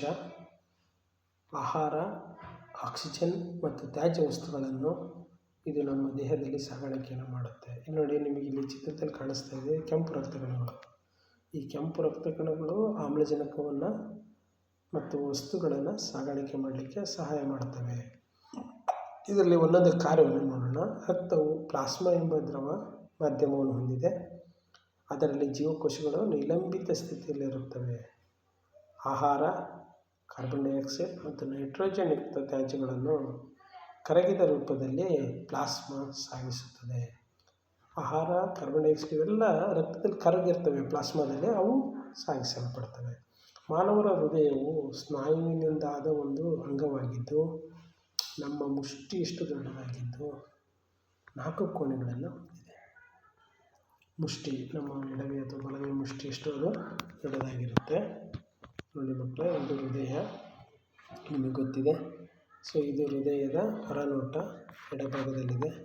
ಇನ್ನು ಬಲಭಾಗದಲ್ಲಿರೋದು ಹೃದಯದ ನೀಳಛೇದ ನೋಟ ಅಂತ ಕರಿತೀವಿ ನಾವು. ಆ ಹೃದಯವನ್ನು ನಾವು ಕಟ್ ಮಾಡಿದಾಗ ಲಾಂಗಿಟ್ಯೂಡ್ನಲ್ ಆಗಿ LS ನೀಳಛೇದವನ್ನು ನೋಡಿದಾಗ ಅದು 4 ಕೋಣೆಗಳನ್ನು ಒಳಗೊಂಡಿದೆ. ಒಂದೊಂದಾಗಿ ನೋಡೋಣ. ಸೊ ಇದು ರಕ್ತ ಯಾವ ರೀತಿ ಚಲಿಸುತ್ತೆ ನಮ್ಮ ಹೃದಯದಲ್ಲಿ ಅಂತ. ಸೊ ಇಲ್ಲಿ ರಕ್ತವು ಮೊದಲು ಹೃದಯಕ್ಕೆ 2 ಬಾರಿ ಹಾದು ಹೋಗುತ್ತೆ. ಮೊದಲು ಅಶುದ್ಧ ರಕ್ತವು ಶ್ವಾಸಕೋಶಕ್ಕೆ ಹೋಗಿ ಶ್ವಾಸಕೋಶದಿಂದ ನಂತರ ಮತ್ತೆ ಹೃದಯದ ಎಡಭಾಗಕ್ಕೆ ಬರುತ್ತೆ. ಎಡಭಾಗದಿಂದ ಮತ್ತೆ ದೇಹದ ಎಲ್ಲ ಭಾಗಕ್ಕೂ ಹೋಗಿ ಅದರಿಂದ ಮತ್ತೆ ಅಶುದ್ಧಗೊಂಡು ಮತ್ತೆ ಬಂದು ಹೃದಯದ ಎಡಭಾಗಕ್ಕೆ ಬೀಳುತ್ತೆ. ಹೃದಯದ ಎಡಭಾಗದಿಂದ ಮತ್ತೆ ಶ್ವಾಸಕೋಶಕ್ಕೆ ಹೋಗುತ್ತೆ. ಹೀಗೆ ರಕ್ತವು ಹೃದಯವನ್ನು 2 ಬಾರಿ ಹಾದು ಹೋಗುತ್ತೆ. ಹಾಗಾಗಿ ಇದನ್ನು ಇಮ್ಮಡಿ ರಕ್ತ ಪರಿಚಲನೆ ಅಂತ ಕರಿತೀವಿ. ಸೊ ಹೃದಯವು ಆಕ್ಸಿಜನ್ ಸಮೃದ್ಧ ರಕ್ತವನ್ನು ಕಾರ್ಬನ್ ಡೈಆಕ್ಸೈಡ್ ರಕ್ತದೊಂದಿಗೆ ಮಿಶ್ರಣವಾಗದಂತೆ ತಡೆಯಲು ವಿಭಿನ್ನ ಕೋಣೆಗಳನ್ನು ಹೊಂದಿದೆ. ಹೃದಯದಲ್ಲಿ 2 ಭಾಗ ಇದೆ. ಕಾರ್ಬನ್ ಡೈಆಕ್ಸೈಡನ್ನು ತೆಗೆದುಹಾಕಲು ಕಾರ್ಬನ್ ಡೈಆಕ್ಸೈಡ್ ಸಮೃದ್ಧ ರಕ್ತವು ಶ್ವಾಸಕೋಶವನ್ನು ತಲುಪಬೇಕು ಮತ್ತು ಆಕ್ಸಿಜನ್ ಪೂರಿತ ರಕ್ತವನ್ನು ಶ್ವಾಸಕೋಶಗಳಿಂದ ಮರಳಿ ಹೃದಯಕ್ಕೆ ತರಬೇಕು. ಈ ಆಕ್ಸಿಜನ್ ಸಮೃದ್ಧ ರಕ್ತವನ್ನು ನಂತರ ದೇಹದ ಉಳಿದ ಭಾಗಗಳಿಗೆ ಪಂಪ್ ಮಾಡಲಾಗುತ್ತದೆ. ಸೊ ಇದು ಆದಮೇಲೆ ಆಕ್ಸಿಜನ್ ಸಮೃದ್ಧ ರಕ್ತವು ಶ್ವಾಸಕೋಶಗಳಿಂದ ಹೃದಯದ ಎಡ ಹೃತ್ಕರ್ಣಕ್ಕೆ ಬರುತ್ತದೆ. ನಂತರ ಎಡ ಹೃತ್ಕುಕ್ಷಿ ಹಿಗ್ಗುವಿಕೆಯಿಂದ ರಕ್ತವು ಎಡ ಹೃತ್ಕುಕ್ಷಿಗೆ ವರ್ಗಾವಣೆಯಾಗುತ್ತದೆ. ಎಡ ಹೃತ್ಕರ್ಣದಿಂದ ಎಡ ಹೃತ್ಕುಕ್ಷಿಗೆ ವರ್ಗಾವಣೆಯಾಗುತ್ತದೆ. ಆಕ್ಸಿಜನ್ ರಹಿತ ರಕ್ತವು ಶ್ವಾಸಕೋಶಗಳಿಂದ ಹೃದಯದ ಬಲ ಹೃತ್ಕರ್ಣಕ್ಕೆ ಬಂದು ನಂತರ ಬಲ ಹೃತ್ಕುಕ್ಷಿಗೆ ವರ್ಗಾವಣೆಗೊಳ್ಳುತ್ತದೆ. ಈ ರಕ್ತವನ್ನು ಆಕ್ಸಿಜನ್ ಪೂರಿತಗೊಳಿಸಲು ಶ್ವಾಸಕೋಶಗಳಿಗೆ ಪಂಪ್ ಮಾಡುತ್ತದೆ. ಇಷ್ಟೆಲ್ಲ ಆದಮೇಲೆ ರಕ್ತ ಅದನ್ನು ನಾವು ಹೃದಯದಲ್ಲಿ ನೋಡಿ ಮಕ್ಕಳೇ 2 ಸಾರಿ ಹಾದು ಹೋಗುತ್ತೆ ಅಂತ ಹೇಳಿದೆ. ಹೇಗೆ ಅಂದರೆ ಒಂದು ಬಾರಿ ಅದು ಬ್ಲೂ ಕಲರ್ ಕಾಣಿಸುತ್ತೆ ನೋಡಿ, ಅದು ಅಶುದ್ಧ ರಕ್ತ ಹೃದಯದ ಎಡಭಾಗಕ್ಕೆ ಬಂದುಬಿಡುತ್ತೆ.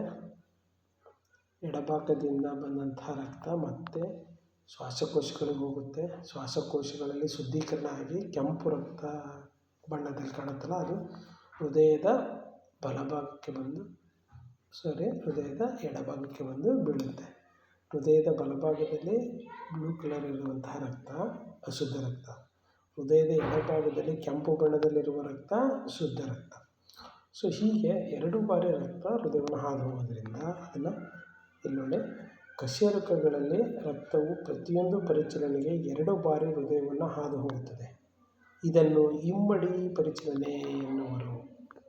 ಸೊ ಇಮ್ಮಡಿ ಅಂದರೆ 2 ಬಾರಿ ಅಂತ. ಹೃದಯದ ಕವಾಟಗಳು ರಕ್ತವನ್ನು ಕೇವಲ ಒಂದು ದಿಕ್ಕಿನಲ್ಲಿ ಮಾತ್ರ ಹರಿಯಲು ಬಿಡುತ್ತವೆ. ಇಲ್ಲಿ ಕವಾಟಗಳು ಇದ್ದಾವೆ ಮಕ್ಕಳೇ, ಅವು ರಕ್ತ ಒಂದು ಸರಿ ಅದರ ಮೂಲಕ ಹೋದರೆ ಮತ್ತೆ ವಾಪಸ್ ಬರೋದಕ್ಕೆ ಬಿಡೋದಿಲ್ಲ. ಅಭಿಧಮನಿಗಳು ರಕ್ತವನ್ನು ಹೃದಯಕ್ಕೆ ಕೊಂಡೊಯ್ದರೆ, ನೆನ್ಪಿಟ್ಕೊಳ್ಳಿ, ಅಭಿಧಮನಿ ಹೃದಯಕ್ಕೆ ರಕ್ತವನ್ನು ತೆಗೆದುಕೊಂಡು ಬರ್ತವೆ. ಅಪಧಮನಿ ರಕ್ತವನ್ನು ಹೃದಯದಿಂದ ದೇಹದ ವಿವಿಧ ಭಾಗಗಳಿಗೆ ತೆಗೆದುಕೊಂಡು ಹೋಗುತ್ತೆ. ಹೃದಯದಿಂದ ರಕ್ತವನ್ನು ತೆಗೆದುಕೊಂಡು ಹೋಗುವು ಅಪಧಮನಿ, ಹೃದಯಕ್ಕೆ ರಕ್ತವನ್ನು ತೆಗೆದುಕೊಂಡು ಬರುವು ಅಭಿಧಮನಿಗಳು. ನೆಕ್ಸ್ಟ್ ಕಿರುತಟ್ಟೆಗಳು ದೇಹದಾದ್ಯಂತ ಸಂಚರಿಸಿ ಗಾಯವಾದ ಪ್ರದೇಶಗಳಲ್ಲಿ ರಕ್ತವು ಹೆಪ್ಪುಗಟ್ಟುವಂತೆ ಮಾಡಿ ರಕ್ತದ ಸೋರಿಕೆಯನ್ನು ಏನು ಮಾಡ್ತವೆ, ನಿಲ್ಲಿಸ್ತವೆ. ರಕ್ತ ಸೋರ್ದಂಗೆ ನೋಡಿಕೊಳ್ಳುತ್ತವೆ. ಇನ್ನು ಅದೇ ಥರ ನಮ್ಮ ದೇಹದಲ್ಲಿ ಇನ್ನೂ ಒಂದು ದುಗ್ಧರಸ ಎಂಬ ದ್ರವ ಸಂಯೋಜಕಾಂಗಾಂಶ ಇದೆ. ಇದು ಸಹ ರಕ್ತನೇ, ಆದರೆ ಬಣ್ಣರಹಿತ ಅಥವಾ ವರ್ಣರಹಿತ ದ್ರವ. ಇದನ್ನು ನಾವು ದುಗ್ಧರಸ ಅಂತ ಕರಿತೀವಿ. ರಕ್ತವನ್ನು ಹೋಲುವ ವರ್ಣರಹಿತ ದ್ರವವೇ ದುಗ್ಧರಸ. ಇದು ಕಡಿಮೆ ಪ್ರೋಟೀನನ್ನು ಹೊಂದಿದ್ದು ದುಗ್ಧ ಲೋಮನಾಳಗಳಲ್ಲಿ ಸಂಚರಿಸುತ್ತದೆ. ಸೊ ದುಗ್ಧರಸವು ಜೀರ್ಣವಾದ ಮತ್ತು ಕರುಳಿನಿಂದ ಹೀರಲ್ಪಟ್ಟ ಕೊಬ್ಬನ್ನು ಏನು ಮಾಡುತ್ತೆ, ಸಾಗಿಸುತ್ತದೆ. ಹೀಗೆ ನಮ್ಮಲ್ಲಿ ಸಾಗಾಣಿಕೆ ನಡೆಯುತ್ತೆ. ರಕ್ತ ಪರಿಚಲನೆ ಇದು ದೇಹದಲ್ಲಿ ರಕ್ತ ಪರಿಚಲನೆ ಆಗುವಾಗ ಆಹಾರ, ನೀರು, ಗಾಳಿಗಳು ಇವು ವಿನಿಮಯ ಆಗ್ತವೆ. ವಿಸರ್ಜನೆ ಕ್ರಿಯೆಯ ಮೂಲಕ ಇದು ಕೆಲವೊಂದು ತ್ಯಾಜ್ಯ ವಸ್ತುಗಳನ್ನು ತೆಗೆದುಕೊಂಡು ಬಂದು ನಮ್ಮ ಕಿಡ್ನಿಗೆ ಮೂತ್ರಪಿಂಡಕ್ಕೆ ಕೊಡುತ್ತೆ. ನಂತರ ಸಸ್ಯಗಳಲ್ಲಿ ಹೇಗೆ ಸಾಗಾಣಿಕೆ ಆಗುತ್ತೆ? ಸಸ್ಯಗಳಲ್ಲಿ ನಮ್ಮ ದೇಹದಲ್ಲಿ ಆದರೆ ರಕ್ತದ ಮೂಲಕ ನಡೆದರೆ, ಸಸ್ಯಗಳಲ್ಲಿ ಕೆಲವೊಂದು ಅಂಗಾಂಶಗಳು ಅದಕ್ಕೆ ಸಹಾಯವನ್ನು ಮಾಡ್ತವೆ. ಕಾರ್ಬನ್ ಡೈಆಕ್ಸೈಡ್ನಂತಹ ಸರಳ ಸಂಯುಕ್ತಗಳನ್ನು ಒಳತೆಗೆದುಕೊಂಡು ಕ್ಲೋರೋಫಿಲ್ ಹೊಂದಿರುವ ಎಲೆಗಳಂತಹ ಅಂಗಗಳಲ್ಲಿ ದ್ಯುತಿಸಂಶ್ಲೇಷಿಸಿ ಶಕ್ತಿಯನ್ನು ಸಂಗ್ರಹಿಸ್ತವೆ. ಸಂಗ್ರಹಿಸಿ ಆದಮೇಲೆ ಸಸ್ಯಗಳ ದೇಹದ ನಿರ್ಮಾಣಕ್ಕೆ ಅತಿ ಅವಶ್ಯಕವಾದ ಮಣ್ಣಿನಲ್ಲಿ ಕರಗಿರುವ ನೈಟ್ರೋಜನ್, ಫಾಸ್ಫರಸ್ ಮತ್ತು ಇತರ ಖನಿಜಗಳನ್ನು ತಮ್ಮ ಬೇರುಗಳಿಂದ ಹೀರಿಕೊಳ್ಳುತ್ತವೆ. ಝೈಲಮ್ ಮಣ್ಣಿನಿಂದ ಪಡೆದ ನೀರು ಮತ್ತು ಲವಣಗಳನ್ನು ಸಸ್ಯಕ್ಕೆ ಸಾಗಿಸಿ, ಫ್ಲೋಯಮ್ ಎಲೆಗಳಲ್ಲಿ ಸಂಶ್ಲೇಷಿಸಲ್ಪಟ್ಟ ದ್ಯುತಿಸಂಶ್ಲೇಷಣೆಯ ಉತ್ಪನ್ನಗಳನ್ನು ಸಸ್ಯದ ಉಳಿದ ಭಾಗಗಳಿಗೆ ಸಾಗಿಸುತ್ತದೆ. ಇಲ್ಲಿ ನೆನ್ಪಿಟ್ಕೊಳ್ಳಿ, ಝೈಲಮ್ ಏನು ಮಾಡುತ್ತೆ? ನೀರು ಮತ್ತು ಲವಣಗಳನ್ನು ಸಾಗಾಣಿಕೆ ಏನು ಮಾಡುತ್ತೆ? ಫ್ಲೋಯಮ್ ಆಹಾರವನ್ನು ಎಲೆಗಳಿಂದ ಇತರ ಭಾಗಗಳಿಗೆ ಸಾಗಾಣಿಕೆಯನ್ನು ಮಾಡುತ್ತೆ ಮಕ್ಕಳೇ. ಇನ್ನು ಈ ಥರ ಸಾಗಾಣಿಕೆ ಆಗುವಾಗ ಅದರಲ್ಲಿ ಹೇಗೆ ನಡೆಯುತ್ತೆ ಅನ್ನೋದನ್ನು ನೋಡಿ. ನೀರು ಸಸ್ಯಗಳಲ್ಲಿ ನಾವು ನೋಡುವಂತೆ ಅತ್ಯಂತ ಎತ್ತರಕ್ಕೆ ನೀರನ್ನು ಚಲಿಸುವಂತೆ ಮಾಡಲು ಒತ್ತಡ ಒಂದಕ್ಕೆ ಆಗುವುದಿಲ್ಲ. ಆವಾಗ ಅದೇನಾಗುತ್ತೆ? ಎಲೆಗಳ ಜೀವಕೋಶದಿಂದ ಆವಿಯಾಗುವ ನೀರಿನ ಅಣುಗಳು ಬೇರುಗಳ ಝೈಲಮ್ ಕೋಶಗಳಿಂದ ನೀರನ್ನು ಸಸ್ಯದ ಮೇಲಕ್ಕೆ ಎಳೆದುಕೊಳ್ಳುತ್ತವೆ. ಗಾಳಿಗೆ ತೆರೆದ ಸಸ್ಯದ ಭಾಗಗಳಿಂದ ಆವಿಯ ರೂಪದಲ್ಲಿ ನೀರು ನಷ್ಟವಾಗುವುದನ್ನು ಬಾಷ್ಪವಿಸರ್ಜನೆ ಎನ್ನುವರು. ನೋಡಿ ಮಕ್ಕಳೇ, ಇಲ್ಲಿ ಟ್ರಾನ್ಸ್ಪಿರೇಷನ್ ಅಂತ ಚಿತ್ರದಲ್ಲಿ ಕೊಟ್ಟಿದ್ದಾರೆ. ಸಸ್ಯ ಏನು ಮಾಡುತ್ತೆ? ತನಗೆ ಎಷ್ಟು ನೀರು ಬೇಕು ಅಷ್ಟು ನೀರನ್ನು ಬಳಸ್ಕೊಳ್ಳುತ್ತೆ. ಹೆಚ್ಚಾದ ನೀರು ಆವಿಯಾಗಿ ನಷ್ಟವಾಗುತ್ತೆ. ಅದನ್ನು ನಾವು ಬಾಷ್ಪವಿಸರ್ಜನೆ ಅಂತ ಕರಿತೀವಿ. ಇನ್ನು ಸಸ್ಯಗಳಲ್ಲಿ ಆಹಾರ ಸಾಗಾಣಿಕೆ ಹೇಗಾಗುತ್ತೆ ಅಂದರೆ, ವಿಲೀನಗೊಳ್ಳಬಲ್ಲ ದ್ಯುತಿಸಂಶ್ಲೇಷಣೆಯ ಉತ್ಪನ್ನಗಳ ಸಾಗಾಣಿಕೆಯನ್ನು ವಸ್ತು ಸ್ಥಾನಾಂತರಣ ಎಂದು ಕರೆಯುತ್ತಾರೆ. ವಸ್ತು ಸ್ಥಾನಾಂತರಣ ಎಂದರೇನು ಅಂದರೆ ಇದನ್ನು ಬರೀಬೇಕು. ವಿಲೀನಗೊಳ್ಳಬಲ್ಲ ದ್ಯುತಿಸಂಶ್ಲೇಷಣೆಯ ಉತ್ಪನ್ನಗಳ ಸಾಗಾಣಿಕೆಯನ್ನು ನಾವೇನಂತ ಕರಿತೀವಿ? ವಸ್ತು ಸ್ಥಾನಾಂತರಣ ಎಂದು ಕರೆಯುತ್ತಾರೆ. ಇದು ವಾಹಕ ಅಂಗಾಂಶದ ಫ್ಲೋಯಮ್ ಭಾಗದಲ್ಲಿ ಜರುಗುತ್ತದೆ. ಆಹಾರವನ್ನು ಸಾಗಾಣಿಕೆ ಮಾಡೋದು ಯಾವುದು? ಫ್ಲೋಯಮ್. ಜರಡಿನಾಳದ ಪಾರ್ಶ್ವ ಸಂಗಾತಿ ಜೀವಕೋಶದ ಸಹಾಯದಿಂದ ಮೇಲ್ಮುಖ ಹಾಗೂ ಕೆಳಮುಖ ಎರಡೂ ದಿಕ್ಕುಗಳಲ್ಲಿ ನಡೆಯುತ್ತದೆ. ನೀರಿನ ಚಲನೆ ಸಾಗಾಣಿಕೆ ಮೇಲ್ಮುಖವಾಗಿ ಮಾತ್ರ ನಡೆಯುತ್ತೆ. ಆದರೆ ಆಹಾರದ ಸಾಗಾಣಿಕೆ ಮೇಲ್ಮುಖ ಮತ್ತು ಕೆಳಮುಖ ಎರಡೂ ದಿಕ್ಕುಗಳಲ್ಲಿ ಕಂಡುಬರುತ್ತೆ. ಆಹಾರ ಪದಾರ್ಥಗಳನ್ನು ಬೇರುಗಳು, ಹಣ್ಣುಗಳು ಮತ್ತು ಬೀಜಗಳಂತಹ ಸಂಗ್ರಹಣಾ ಅಂಗಾಂಗಗಳಿಗೆ ಮತ್ತು ಬೆಳೆಯುತ್ತಿರುವ ಅಂಗಗಳಿಗೆ ಪೂರೈಸಲ್ಪಡುತ್ತದೆ. ಈ ರೀತಿ ಸಾಗಾಣಿಕೆ ಆದಂತಹ ಸಸ್ಯಗಳಲ್ಲಿ ಆಹಾರದ ಸಾಗಾಣಿಕೆ ATPಯಿಂದ ಶಕ್ತಿಯನ್ನು ಬಳಸಿಕೊಂಡು ಸುಕ್ರೋಸ್ನಂತಹ ವಸ್ತುವನ್ನು ಫ್ಲೋಯಮ್ ಅಂಗಾಂಶಕ್ಕೆ ವರ್ಗಾಯಿಸಲಾಗುತ್ತದೆ. ಇದು ಅಂಗಾಂಶದ ಅಭಿಸರಣ ಒತ್ತಡವನ್ನು ಹೆಚ್ಚಿಸಿ ನೀರು ಅದರೊಳಗೆ ಪ್ರವೇಶಿಸಲು ಕಾರಣವಾಗುತ್ತದೆ. ಈ ಒತ್ತಡವು ಫ್ಲೋಯಮ್ನಿಂದ ವಸ್ತುಗಳು ಕಡಿಮೆ ಒತ್ತಡವಿರುವ ಅಂಗಾಂಶಗಳಿಗೆ ಚಲಿಸುವಂತೆ ಮಾಡುತ್ತವೆ. ಹಾಗಾದರೆ ಇನ್ನು ಸಸ್ಯಗಳಲ್ಲಿ ಆಹಾರ ಸಾಗಾಣಿಕೆ ಹೇಗಾಗುತ್ತೆ ಅಂತ ಗೊತ್ತಾಯಿತು. ಅದಕ್ಕೆ ಸಹಾಯ ಮಾಡೋದಕ್ಕೆ ಉದಾಹರಣೆ, ಬೇಸಿಗೆಯ ಕಾಲದಲ್ಲಿ ಮರವೊಂದರಲ್ಲಿ ಬಾಷ್ಪವಿಸರ್ಜನೆ ನಡೀತಾ ಇರುತ್ತೆ. ಆ ಸಮಯದಲ್ಲಿ ನೀರಿನ ಹರಿಯುವಿಕೆ, ಮೊಗ್ಗುಗಳ ಬೆಳವಣಿಗೆಯಾಗಲು ಶಕ್ತಿಯ ಅವಶ್ಯಕತೆ ಇರೋದ್ರಿಂದ ಬೇರು ಅಥವಾ ಕಾಂಡದ ಅಂಗಾಂಶದಲ್ಲಿ ಸಂಗ್ರಹವಾಗಿರುವ ಶರ್ಕರ ಪದಾರ್ಥಗಳು ಮೊಗ್ಗುಗಳಿಗೆ ಸಾಗಿಸಲ್ಪಡುತ್ತವೆ. ಉಷ್ಣತೆ ಜಾಸ್ತಿ ಇರೋದ್ರಿಂದ ಇದು ಅದಕ್ಕೆ ಸಹಾಯವನ್ನು ಮಾಡುತ್ತೆ. ಇನ್ನು ದ್ಯುತಿಸಂಶ್ಲೇಷಣೆ ಅಥವಾ ಉಸಿರಾಟದ ಸಮಯದಲ್ಲಿ ನೈಟ್ರೋಜನ್ಯುಕ್ತ ವಸ್ತುಗಳು, ಅನಿಲಗಳ ತ್ಯಾಜ್ಯಗಳನ್ನು ಹೊರಹಾಕುವ ಕ್ರಿಯೆಗೆ ವಿಸರ್ಜನೆ ಅಂತ ಕರೀತಾರೆ. ಸಸ್ಯಗಳಲ್ಲೂ ಸಹ ಇದು ಕಂಡುಬರುತ್ತೆ. ಇನ್ನು ಮನುಷ್ಯರಲ್ಲೂ ಸಹ ವಿಸರ್ಜನೆ ಕ್ರಿಯೆ ನಡೆಯುತ್ತೆ. ಅದಕ್ಕೆ ವಿಸರ್ಜನಾಂಗ ವ್ಯೂಹ ಅದಕ್ಕೆ ಸಹಾಯವನ್ನು ಮಾಡುತ್ತೆ. ವಿಸರ್ಜನಾಂಗ ವ್ಯೂಹದಲ್ಲಿ 2 ಮೂತ್ರಪಿಂಡಗಳು ಇರ್ತವೆ. ಒಂದು ಜೊತೆ ಮೂತ್ರಪಿಂಡಗಳು ಮತ್ತು ಮೂತ್ರನಾಳ, ಮೂತ್ರಕೋಶ, ಮೂತ್ರದ್ವಾರ, ಈ ಒಂದು ಭಾಗಗಳು ಕಂಡುಬರ್ತವೆ. ಈ ಚಿತ್ರನೂ ಸಹ 3 ಮಾರ್ಕ್ಸ್ ಇರುತ್ತೆ. ಚೆನ್ನಾಗಿ ಅಭ್ಯಾಸ ಮಾಡಿ. ಇನ್ನು ವಿಸರ್ಜನೆ ನಡೆಯುವ ಹಂತಗಳು. ಮನುಷ್ಯರ ವಿಸರ್ಜನಾಂಗ ವ್ಯೂಹವು 1 ಜೊತೆ ಮೂತ್ರಪಿಂಡಗಳು, ಮೂತ್ರನಾಳ, ಒಂದು ಮೂತ್ರಕೋಶ ಮತ್ತು ಒಂದು ಮೂತ್ರದ್ವಾರವನ್ನು ಒಳಗೊಂಡಿದೆ. ಮೂತ್ರಪಿಂಡಗಳು ಉದರ ಭಾಗದಲ್ಲಿ ಬೆನ್ನುಮೂಳೆಯ ಎರಡೂ ಪಾರ್ಶ್ವಗಳಲ್ಲಿ ಒಂದರಂತೆ ಇವೆ. ಬೆನ್ನುಮೂಳೆಯ ಎರಡೂ ಪಾರ್ಶ್ವಗಳಲ್ಲಿ ಒಂದರಂತೆ ಕಂಡುಬರ್ತವೆ. ಸೊ ಈ ರೀತಿ ಚಿತ್ರವನ್ನು ನೀವು ಬಿಡಿಸಿದರೆ ಒಳ್ಳೆಯದು ಮಕ್ಕಳೇ. Okay, next. ಸೊ ವಿಸರ್ಜನೆ ಹೇಗಾಗುತ್ತೆ? ಮೂತ್ರವು ಮೂತ್ರಪಿಂಡಗಳಲ್ಲಿ ಉತ್ಪತ್ತಿಯಾಗಿ ಮೂತ್ರನಾಳಗಳ ಮೂಲಕ ಹರಿದು ಮೂತ್ರದ್ವಾರದ ಮೂಲಕ ವಿಸರ್ಜನೆ ಆಗುವವರೆಗೂ ಮೂತ್ರಕೋಶದಲ್ಲಿ ಸಂಗ್ರಹವಾಗುತ್ತದೆ. ರಕ್ತದಿಂದ ತ್ಯಾಜ್ಯ ವಸ್ತುಗಳನ್ನು ಸೋಸಿ ಹೊರತೆಗೆಯುವುದು ಮೂತ್ರ ತಯಾರಿಕೆ ಉದ್ದೇಶವಾಗಿದೆ. ಸೊ ನಂತರ ಶ್ವಾಸಕೋಶಗಳಲ್ಲಿ ರಕ್ತದಿಂದ ಕಾರ್ಬನ್ ಡೈಆಕ್ಸೈಡನ್ನು ತೆಗೆದುಹಾಕುವಂತೆ ಮೂತ್ರಪಿಂಡಗಳಲ್ಲಿ ರಕ್ತದಿಂದ ಯೂರಿಯಾ ಅಥವಾ ಯೂರಿಕ್ ಆಮ್ಲಗಳಂತಹ ನೈಟ್ರೋಜನ್ ತ್ಯಾಜ್ಯಗಳನ್ನು ತೆಗೆದುಹಾಕಲಾಗುತ್ತದೆ. ಸೊ ಮೂತ್ರಪಿಂಡದಲ್ಲಿರುವ ಪ್ರತಿಯೊಂದು ಲೋಮನಾಳಗಳ ಗುಂಪು ಸೋಸಲ್ಪಟ್ಟ ದ್ರವವನ್ನು ಸಂಗ್ರಹಿಸುವ ಬಟ್ಟಲಿನಾಕಾರದ ತುದಿ ಇರುವ ಒಂದು ನಾಳದ ಸಂಪರ್ಕದಲ್ಲಿ ಇರುತ್ತದೆ. ಪ್ರತಿಯೊಂದು ಮೂತ್ರಪಿಂಡವು ನೆಫ್ರಾನ್ಗಳೆಂದು ಕರೆಯಲ್ಪಡುವ ಒತ್ತೊತ್ತಾಗಿ ಜೋಡಿಸಲ್ಪಟ್ಟ ಈ ಸೋಸುವ ಘಟಕಗಳನ್ನು ಭಾರಿ ಸಂಖ್ಯೆಯಲ್ಲಿ ಹೊಂದಿದೆ. ಸೊ ಇಲ್ಲಿ ನೋಡಿ, ಈ ನೆಫ್ರಾನ್ ಚಿತ್ರನೂ ಸಹ ನೀವು ಅಭ್ಯಾಸ ಮಾಡಬೇಕು ಮಕ್ಕಳೇ. ಸೊ ನೆಫ್ರಾನ್ನಲ್ಲಿ ಬರುವಂತಹ ಬಹು ಮುಖ್ಯವಾದ ಅಂಗಗಳು ಅಂದರೆ ಬಹುಮಣ್ಣಿನ ಕೋಶ, ಮತ್ತು ಅಲ್ಲಿ ರೀನಲ್ ಅಪಧಮನಿಯ ಕವಲು ಇರುತ್ತೆ. ನೆಕ್ಸ್ಟು ರೀನಲ್ ಅಪಧಮನಿ ಇರುತ್ತೆ. ಅದಾದಮೇಲೆ ಅಭಿಧಮನಿನೂ ಇರುತ್ತೆ. ನೆಫ್ರಾನ್ನ ಕೊಳವೆ ಆಕಾರದ ಭಾಗ, ಲೋಮನಾಳಗಳು ಅದಕ್ಕೆ ಕೊಳವೆ ಆಕಾರದ ಭಾಗದಲ್ಲಿ ಸುತ್ತಕೊಂಡಿರ್ತವೆ. ಅದಾದ ನಂತರ ಕೊನೆಯಲ್ಲಿ ಸಂಗ್ರಾಹಕ ನಾಳ ಕಂಡುಬರುತ್ತೆ. ಸೊ ಇಷ್ಟು ಭಾಗಗಳನ್ನು ನೀವು ಗುರುತಿಸೋದಕ್ಕೆ ಬರಬೇಕು ಮಕ್ಕಳೇ. ಇದಕ್ಕೂ ಸಹ 2 ಅಥವಾ 3 ಮಾರ್ಕ್ಸ್ ಇರುತ್ತೆ. ಅದನ್ನು ಚೆನ್ನಾಗಿ ಅಭ್ಯಾಸ ಮಾಡಿ. ನಂತರ ಪ್ರಾರಂಭಿಕ ಹಂತದ ಸೋಸುವಿಕೆಯಲ್ಲಿ ಶೋಧಿಸಲ್ಪಟ್ಟ ಗ್ಲುಕೋಸ್, ಅಮೈನೋ ಆಮ್ಲ, ಲವಣಗಳು ಮತ್ತು ಹೆಚ್ಚಿನ ಪ್ರಮಾಣದ ನೀರಿನಂತಹ ಆಯ್ದ ಕೆಲವು ವಸ್ತುಗಳು ಮೂತ್ರದಲ್ಲಿ ನಾಳದಲ್ಲಿ ಮುಂದೆ ಹರಿಯದಂತೆ ಪುನಃ ಹೀರಲ್ಪಡುತ್ತವೆ. ಇದಾದ ಮೇಲೆ ಕೊನೆಯ ಮರುಹೀರಿಕೆಯಾಗುವ ನೀರಿನ ಪ್ರಮಾಣವು ದೇಹದಲ್ಲಿ ನೀವು ಎಷ್ಟು ಅಧಿಕವಾಗಿದೆ ಮತ್ತು ಎಷ್ಟು ಪ್ರಮಾಣದ ಕರಗಿದ ತ್ಯಾಜ್ಯಗಳನ್ನು ವಿಸರ್ಜಿಸಬೇಕಾಗುತ್ತದೆ ಎಂಬುದನ್ನು ಆಧರಿಸಿದೆ. ಪ್ರತಿಯೊಂದು ಮೂತ್ರಪಿಂಡದಲ್ಲಿ ಉತ್ಪತ್ತಿಯಾದ ಮೂತ್ರವು ಅಂತಿಮವಾಗಿ ಮೂತ್ರಪಿಂಡಗಳನ್ನು ಮೂತ್ರಕೋಶಕ್ಕೆ ಸಂಪರ್ಕಿಸುವ ಮೂತ್ರನಾಳ ಎಂಬ ಉದ್ದನೆಯ ನಾಳವನ್ನು ಪ್ರವೇಶಿಸುತ್ತದೆ. ಮೂತ್ರಕೋಶವು ಸ್ನಾಯುವಿನಿಂದಾದ ಅಂಗವಾಗಿರುವುದರಿಂದ ನರವ್ಯೂಹದ ನಿಯಂತ್ರಣಕ್ಕೆ ಒಳಪಟ್ಟಿದೆ.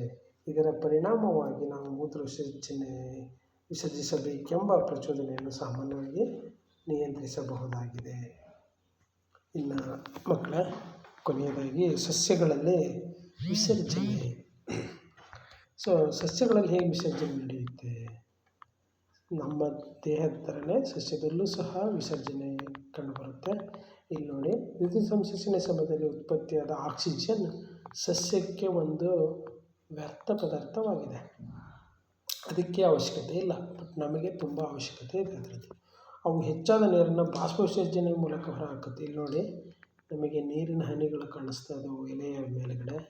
ಇವೆಲ್ಲ ಬಾಷ್ಪ ವಿಸರ್ಜನೆಯ ಮೂಲಕ ದೇಹದಿಂದ ಹೊರಗಡೆ ಬಂದಂತಹ ನೀರಿನ ಅಂಶ. ಅದ್ರ ಜೊತೆಗೆ ಬಾಷ್ಪ ವಿಸರ್ಜನೆ ನೀರಿನ ಜೊತೆಗೆ ಉಪ್ಪಿನ ಹರಳುಗಳು, ಲವಣಗಳು ಸಹ ಬೇಡವಾದ ವಸ್ತುಗಳು ವಿಸರ್ಜಿಸಲ್ಪಡುತ್ತವೆ. ನಂತರ ಹಳೆಯ ಝೈಲಮ್ಗಳಲ್ಲಿ ತ್ಯಾಜ್ಯ ಪದಾರ್ಥಗಳು ರಾಳ ಮತ್ತು ಅಂಟುಗಳ ರೂಪದಲ್ಲಿ ಸಂಗ್ರಹವಾಗುತ್ತವೆ. ಸಸ್ಯಗಳು ತಮ್ಮ ಸುತ್ತಲಿನ ಮಣ್ಣಿನಲ್ಲಿ ಕೂಡ ಕೆಲವು ತ್ಯಾಜ್ಯ ವಸ್ತುಗಳನ್ನು ವಿಸರ್ಜಿಸುತ್ತವೆ. ಸಸ್ಯ ತ್ಯಾಜ್ಯ ಪದಾರ್ಥಗಳು ಜೀವಕೋಶದ ರಸದಾನಿಗಳಲ್ಲಿ ಹಾಗೂ ಎಲೆಗಳಲ್ಲಿ ಸಂಗ್ರಹವಾಗುತ್ತವೆ. ಸೊ ಇದಿಷ್ಟು ಸಸ್ಯಗಳಲ್ಲಿ ನಡೆಯುವಂತಹ